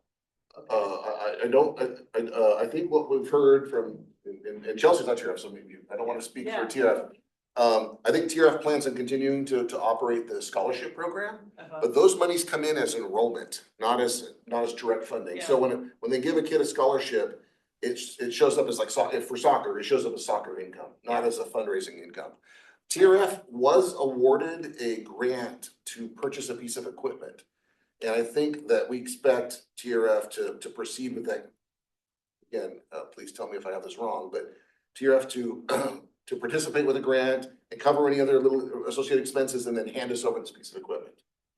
So do we have a list of projects? Because I think that, you know, what I understand is there's a lot of the folks that contribute to TRF make donations, do not necessarily want to fund our operating budget, but would be really more inclined to focus on a particular project. Yeah. Like maybe new bleachers or whatever. Something that, and I know when I walked with Justin, some of the things at the park, at Everest Park, is where there's just dirt, you know, can you fill it in with bricks, and maybe you sell bricks to the public to raise money to make some of those park improvements. But because I'm always worried when we put fundraising income that we expect from TRF at $10,000, will we get that? If we've not actually identified projects, a list of So projects. it's not a project, we do expect the beer run to continue, Okay, and that's a fundraising income source. And then there was also money coming in from. Oh no, I'm trying to think where I put that. For not the picnic tables, The the soccer goals, soccer goals. is that what? Soccer goals. That's what I was thinking Right. about. But I think I Soccer. put that. The soccer board, The soccer. the soccer board raises money by running the snack bar.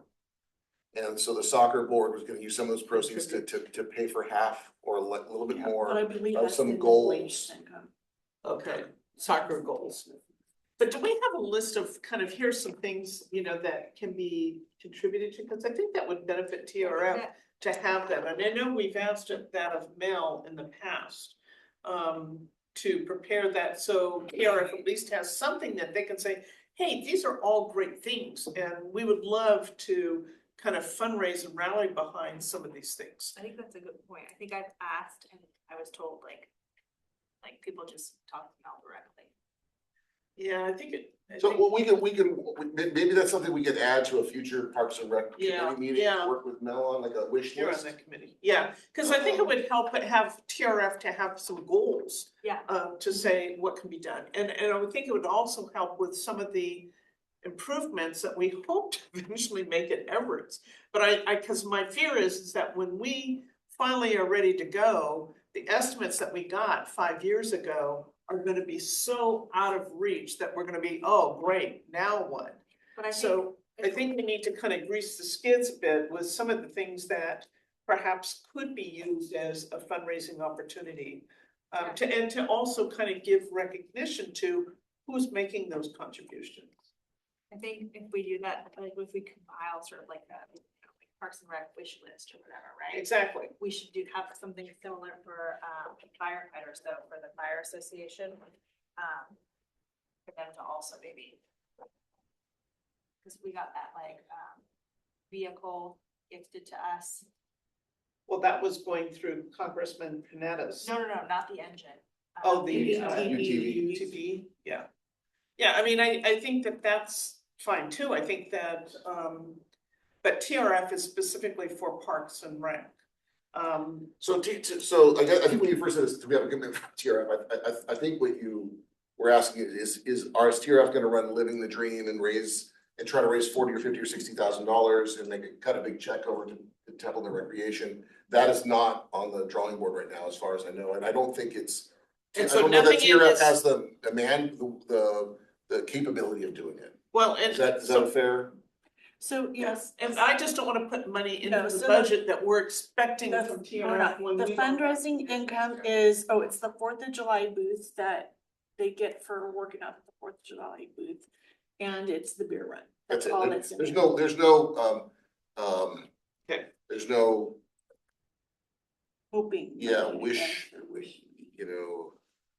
Okay, I think we need that for TRF, because I know TRF is trying to. Yeah.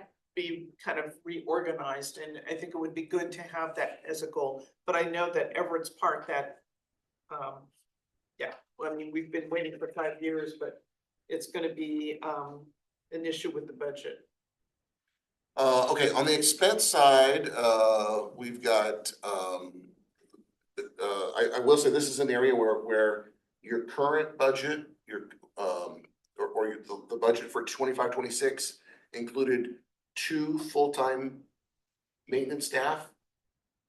Okay, we had that filled for the first half of the year, and then in late December, that position became vacant. We've attempted to fill it we had it filled with a part-time person. That only worked out for a couple weeks. And we recruited again for a part-time person. And maybe just today we made a conditional offer. I don't know if that's actually gone out yet, but that's our. Right. So this is one full-time position down. There's still money in to cover half-time, but that's less than half the cost because it's a non-benefited position. Oh,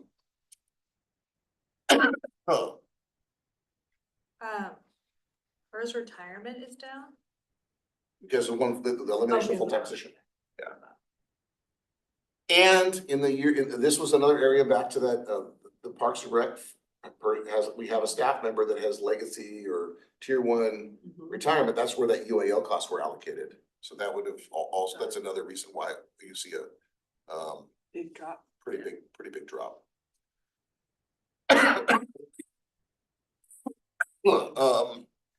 Then I want to highlight just a couple things, everything else, Yeah. there are some one-time expenses in here. This first one's is significant. We have, ran this by the Parks and Rec Committee. We have the park property is not what you think it would be, or anybody would think would be. It actually includes a portion of the grounds, up on a bluff outside the fence line that is what the average Joe would think is in someone else's backyard. There's a long story here, but we've been sharing maintenance costs for a tree that happens to be in that property, and we're proposing that we take steps to actually adjust the property boundaries. I've seen that. Justin pointed that out to me, and I would agree. So this would fund Lot line adjustment. yeah, the technical work. The property owners indicated her interest in doing so. So my plan is that if this budget's approved like this, we would get a commitment from her to accepting it. And then we would have the work done, the surveying and process the lot line adjustment. And then it would become her ownership and her responsibility to maintain What the does tree. that do for her property taxes? I don't know. 'Cause that would be the only downside if suddenly Well, property taxes. no, this tree maintenance obligation is very significant. Yeah, well, I know it is for us. Well, but it I mean, will be for her. But it would give her more property. Right. So would the county then reassess in some ways? Maybe. Okay. I don't know. I mean, I mean, it's not that okay, big. I would argue it's not that much, it's Yeah. not that much ground, Yeah. but nonetheless, and it's not something she's gonna build on necessarily, it's on a, but yeah, I couldn't. Conceptually, I agree with you in doing the lot line adjustment. I'm just looking at it, would there be a downside for the property? So that's why I owner? wanna There's really an that's why I upside to wanna doing get it a pretty for firm her. commitment from her to the extent Yeah. that we can before we start spending more money. Yeah. Because if we have all this done, but then she says, I changed my mind, I don't wanna sign the Yeah. lot line application or something, then. We got the damn then- tree. Well, yeah, then we're back to square one and we paid money for a survey work. in an agreement in preparation and everything Yeah. else. Okay. There are two benches at the skate park that are, proposed. I believe I believe they're both replacement, benches for damaged equipment. Two picnic tables, that are sort of replacement at German Park are proposed. And then those picnic tables would come over to the skate park. They're still serviceable, but they're just, no longer in tip-top shape. Is that a fair, Justin? That's correct, yeah. Here's the soccer goals, two soccer goals. These would go at German Park. They're for their oldest, participants. They need to be replaced.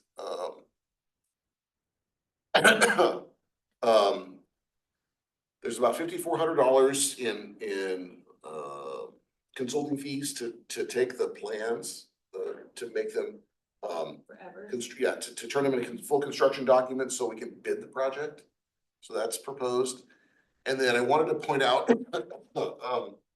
this one item. Last year, we had put in 20 grand to do some, modest restroom improvements, for, Everest Park and German Park. We hired, before we started that project, we hired an accessibility specialist to examine the facilities. What we came back with is we really, it makes more sense to make some adjustments to the facilities as a part of those minor improvements, so they're more accessible, more ADA compliant. After reviewing the Everest Park issues, we've suggested increasing the budget to $30,000, and this would only fund the Everest Park portion. The German Park issues are more significant, and the changes at German Park might be, would take a kind of a different approach to how we serve the public there. And so we recommend splitting these projects and tackling the German Park portion later. We're gonna brief the Parks and Rec Committee on the German Park problems, in May. And then visit the restroom. Because,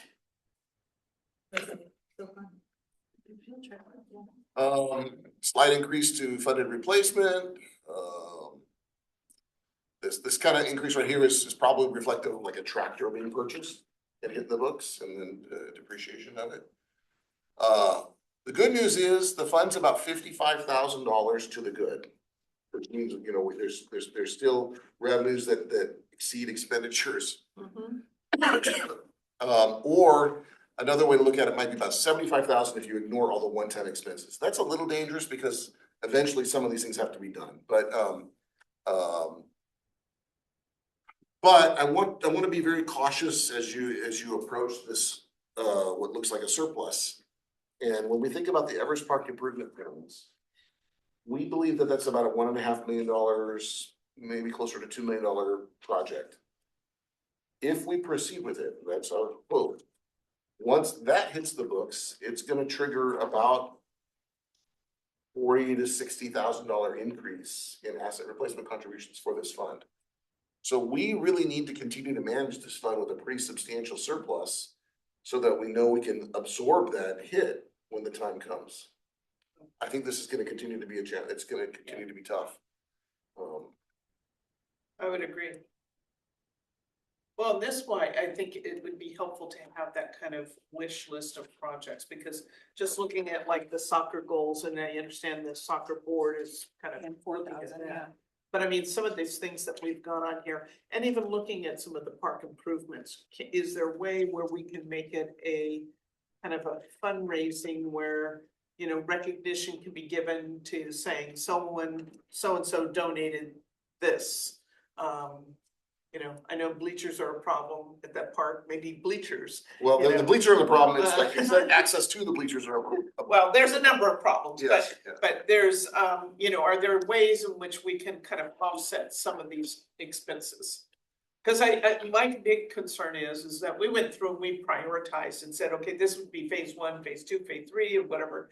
But it was based upon the total cost was too much to absorb, and that's why we kind of prioritize. But I think that my assumption is that the county has said, put some things in, and that's gonna increase the cost, plus the bid itself is stale. and will need to be re-estimated, and that's probably gonna throw a wrench in things. Yes, certainly our accessibility, our ADA kind of components of that project's totally skyrocketed, right? Yeah. We now, after the first submittal, the county says you must provide an accessibility pathway from the street. Well, that created that was hundreds of thousands of dollars worth of work to build retaining walls and build Yep. this accessible sidewalk and all that stuff. So for sure, those costs crept up. Okay, But these are examples, so if you move forward, these will be funded these items will be funded by the district. If you said they're not essential and they belong on a wish list, then, but they're examples of that kind of thing. Yeah, yeah. I'm good with examples. having- I don't think anyone's gonna fundraise for us to have a lot line adjustment. 'Cause- No, But they might for a picnic table or Budget. a bench or something, but, those are probably those sort of bite-sized things that could be done. I mean, they're not essential, but they are in disrepair, particularly the benches at the skate park. Okay, I wanna be conscious of Chelsea's time, and there's 10 minutes left, and we've got 2 more agenda items. I'm good with what the budget is, and thank you Natalie and staff for putting this together. I know there's a lot of effort that goes into it. So do we have an update on the compensation study? Yes. I'm trying to think if I can, so, I mean, without getting into a ton of details, we got off to a little bit of a slow start.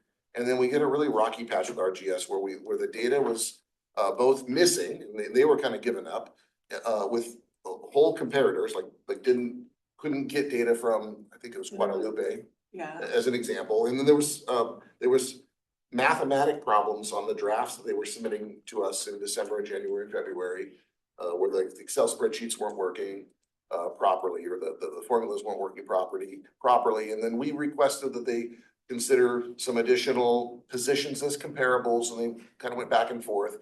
And I think actually as of about 3 weeks ago, we finally said, okay, we're good with the raw data, and asked them to move forward with the generation of a report. They sent us some concepts after that, and I replied to how I expected them to be resolved. And then late last week, we got actually a draft report. We have comments to give back to them on that draft report.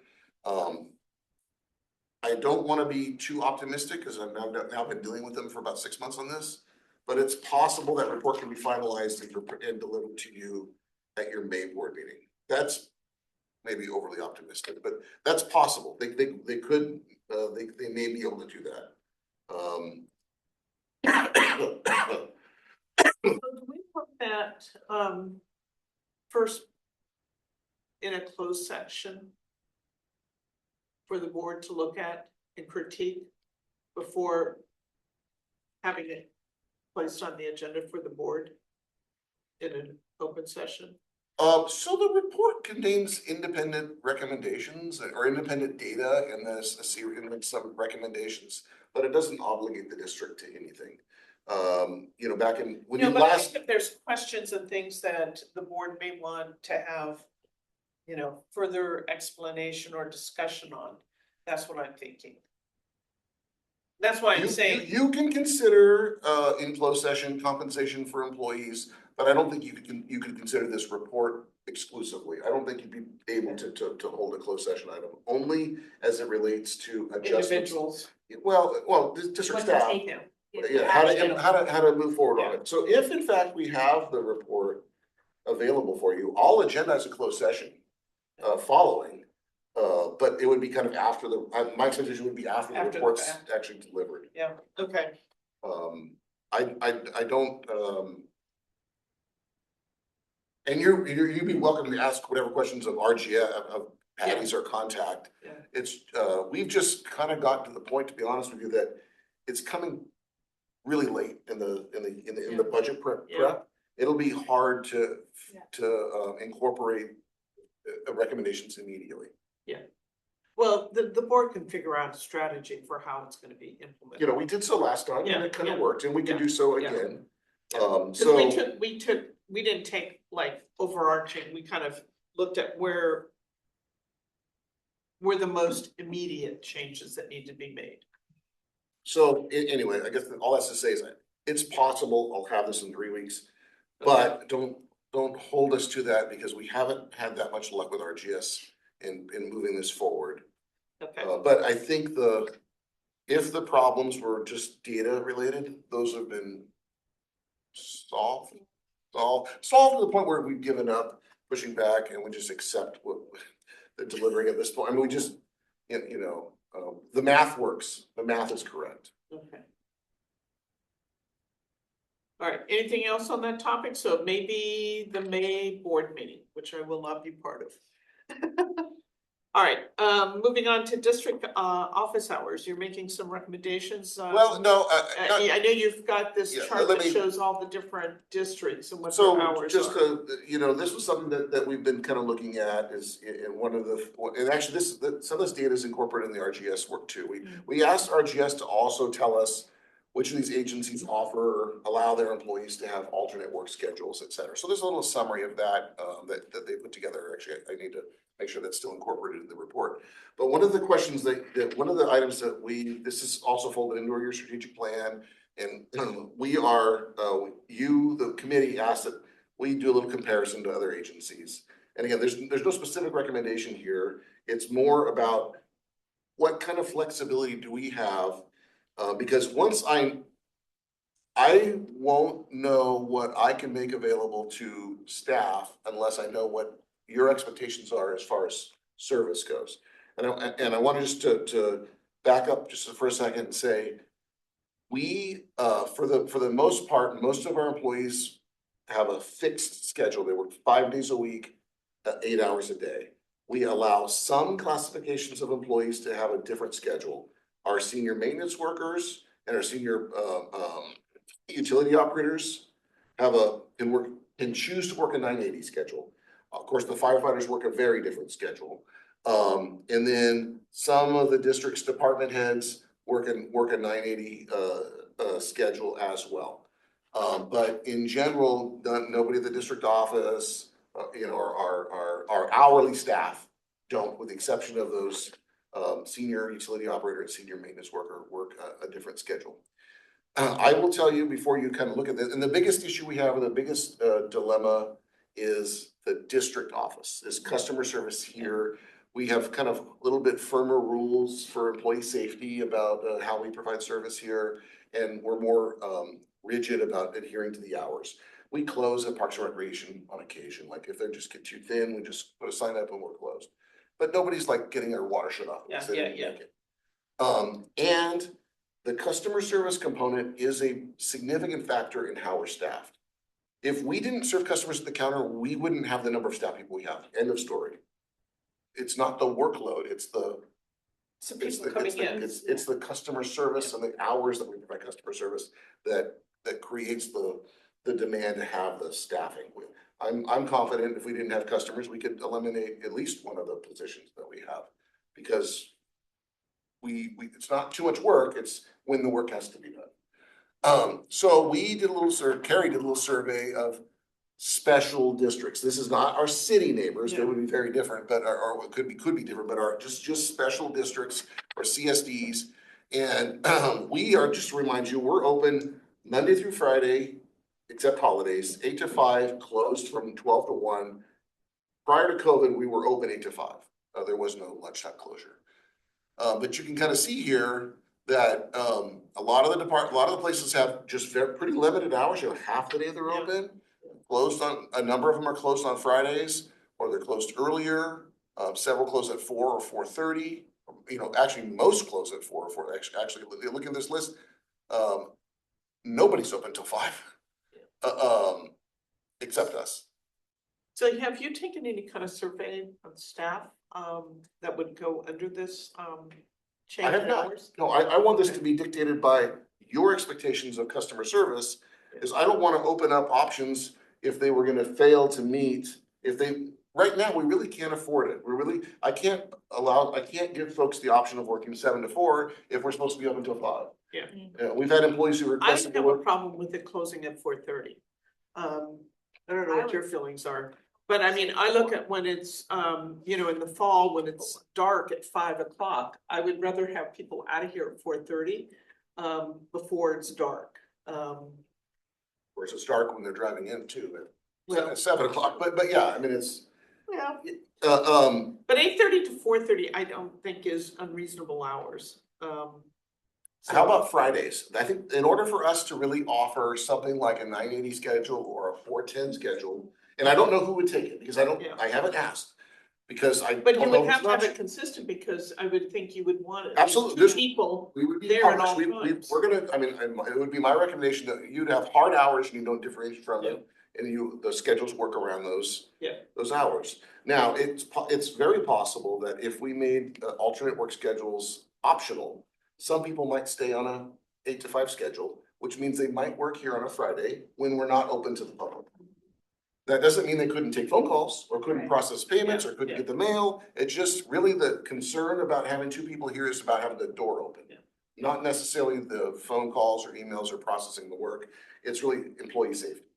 Yeah. So if, what I think what I'm hearing is, hey, maybe 8:30 to 4:30 is fine. Is Fridays, is 8:30 to 4:30 Monday through Thursday acceptable? Yeah, I would, I- I would even say 8 to 4. Yeah, 8 Yeah. to 4. Eight Monday to through- 4? So let me give you a little hiccup in well, the only thing is if you have children that you have to get to school. So that would be the only, that's why I say 8:30 to 4:30 to allow. a little And I'll time. give you another example why 8 o'clock is a little challenging. If we need to be open at 8, You so gotta that's be our- there before. yeah, so our folks we can do it, but we're not, Aren't it we takes, already open? we're open at 8. Yeah. But people start work at 8. And I will tell you that like, if someone's there at 8 o'clock, it's gonna be a slightly delayed service probably. Not that they're gonna be pounding on the door for 10 minutes, but you know, we have a little process to do to be kind of ready for customers. At the beginning and end of the day, 8:30, if it was 8:30 to 4:30, it would mean that if people, they could actually start working at 8:15 or even 8:30, and we'd be okay. That and schools have changed, you know, the high school now starts later than it used to be. These things all started at 8:05 or something, and now they are delayed.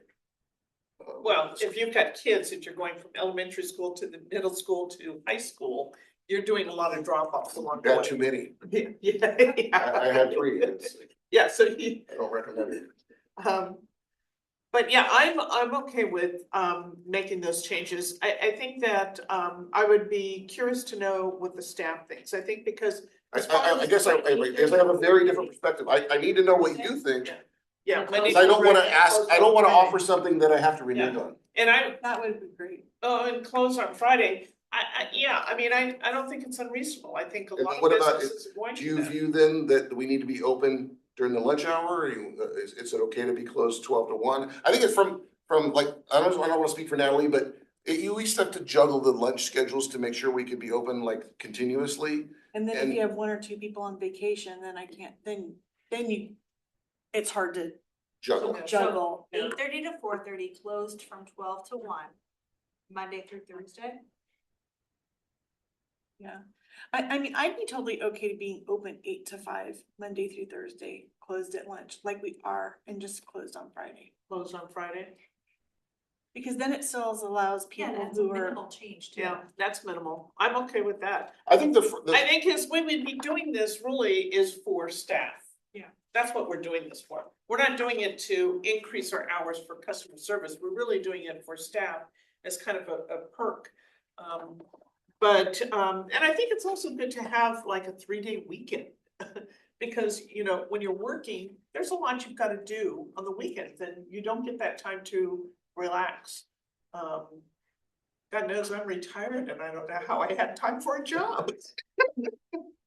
But, so I think that would be good to have a Friday off. Well, keep in mind, only the staff that chose like a 410 Yeah. or a 980 schedule would have those Fridays off. If Yeah. you still. But only- you're offering flexibility to staff and I think that's a benefit to the staff. You know, and I was trying to, okay, what can we do that's low cost or cost Yeah, yeah. neutral? That would be Benefit. viewed as something that would be a retention or a recruitment tool. Well, to be able to have, say, oh, you can have a 3-day weekend. I mean, that's, to me, is huge. Yeah. So, okay, so we've got consensus then, 8 to 5, hour lunch, 12 to 1, and closed on Friday. Okay, I think that,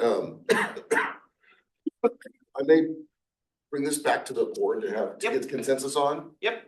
Or concurrence on, and then, that would then allow Yep. us That's our to recommendation. offer alternate schedules. And when we do examine some personnel rules, make sure we can actually do it. And then, but the idea is it's not limited just to district staff, and these same options would become available to maybe utility staff. And then I'll have to work kind of separately with Parks and Rec about what kind of alterations we can change, there. But I guess I'd say you're also open to some hour changes at Parks and Recreation, like maybe it doesn't need to be number 6. Yeah.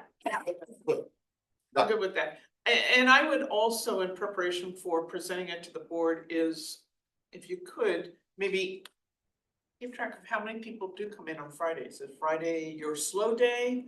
Or Any customers? customers? So as we tried to explain before, It's it has nothing to do with the day of the week. It has to do with when the 19th falls, when payments are due. when payments are due. Oh, when payments are due, okay. So it's kind of random. But there is a box out front that they can always see that. And online Yeah. and bank drafts. I mean, Yeah. almost half pay by bank draft and online payments. Yeah. It's a Yeah. lot. Well, and simpler now hopefully than we can it get more used to to be. Okay, future agenda items, do you have any comments?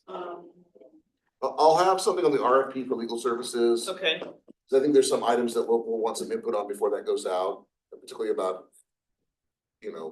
in-person attendance or whatever. okay, We'll have a review of the strategic financial policies. Cause that's, you have you have a policy session, you do that annually. I think I'll probably try to do these items separate before the audit work starts, so probably sometime over the summer or Okay. gonna be. It's I not- should be None of mobile these by are then. urgent or anything, but is there anything else that, nothing at the moment. maybe some So- specifics on the 50th anniversary?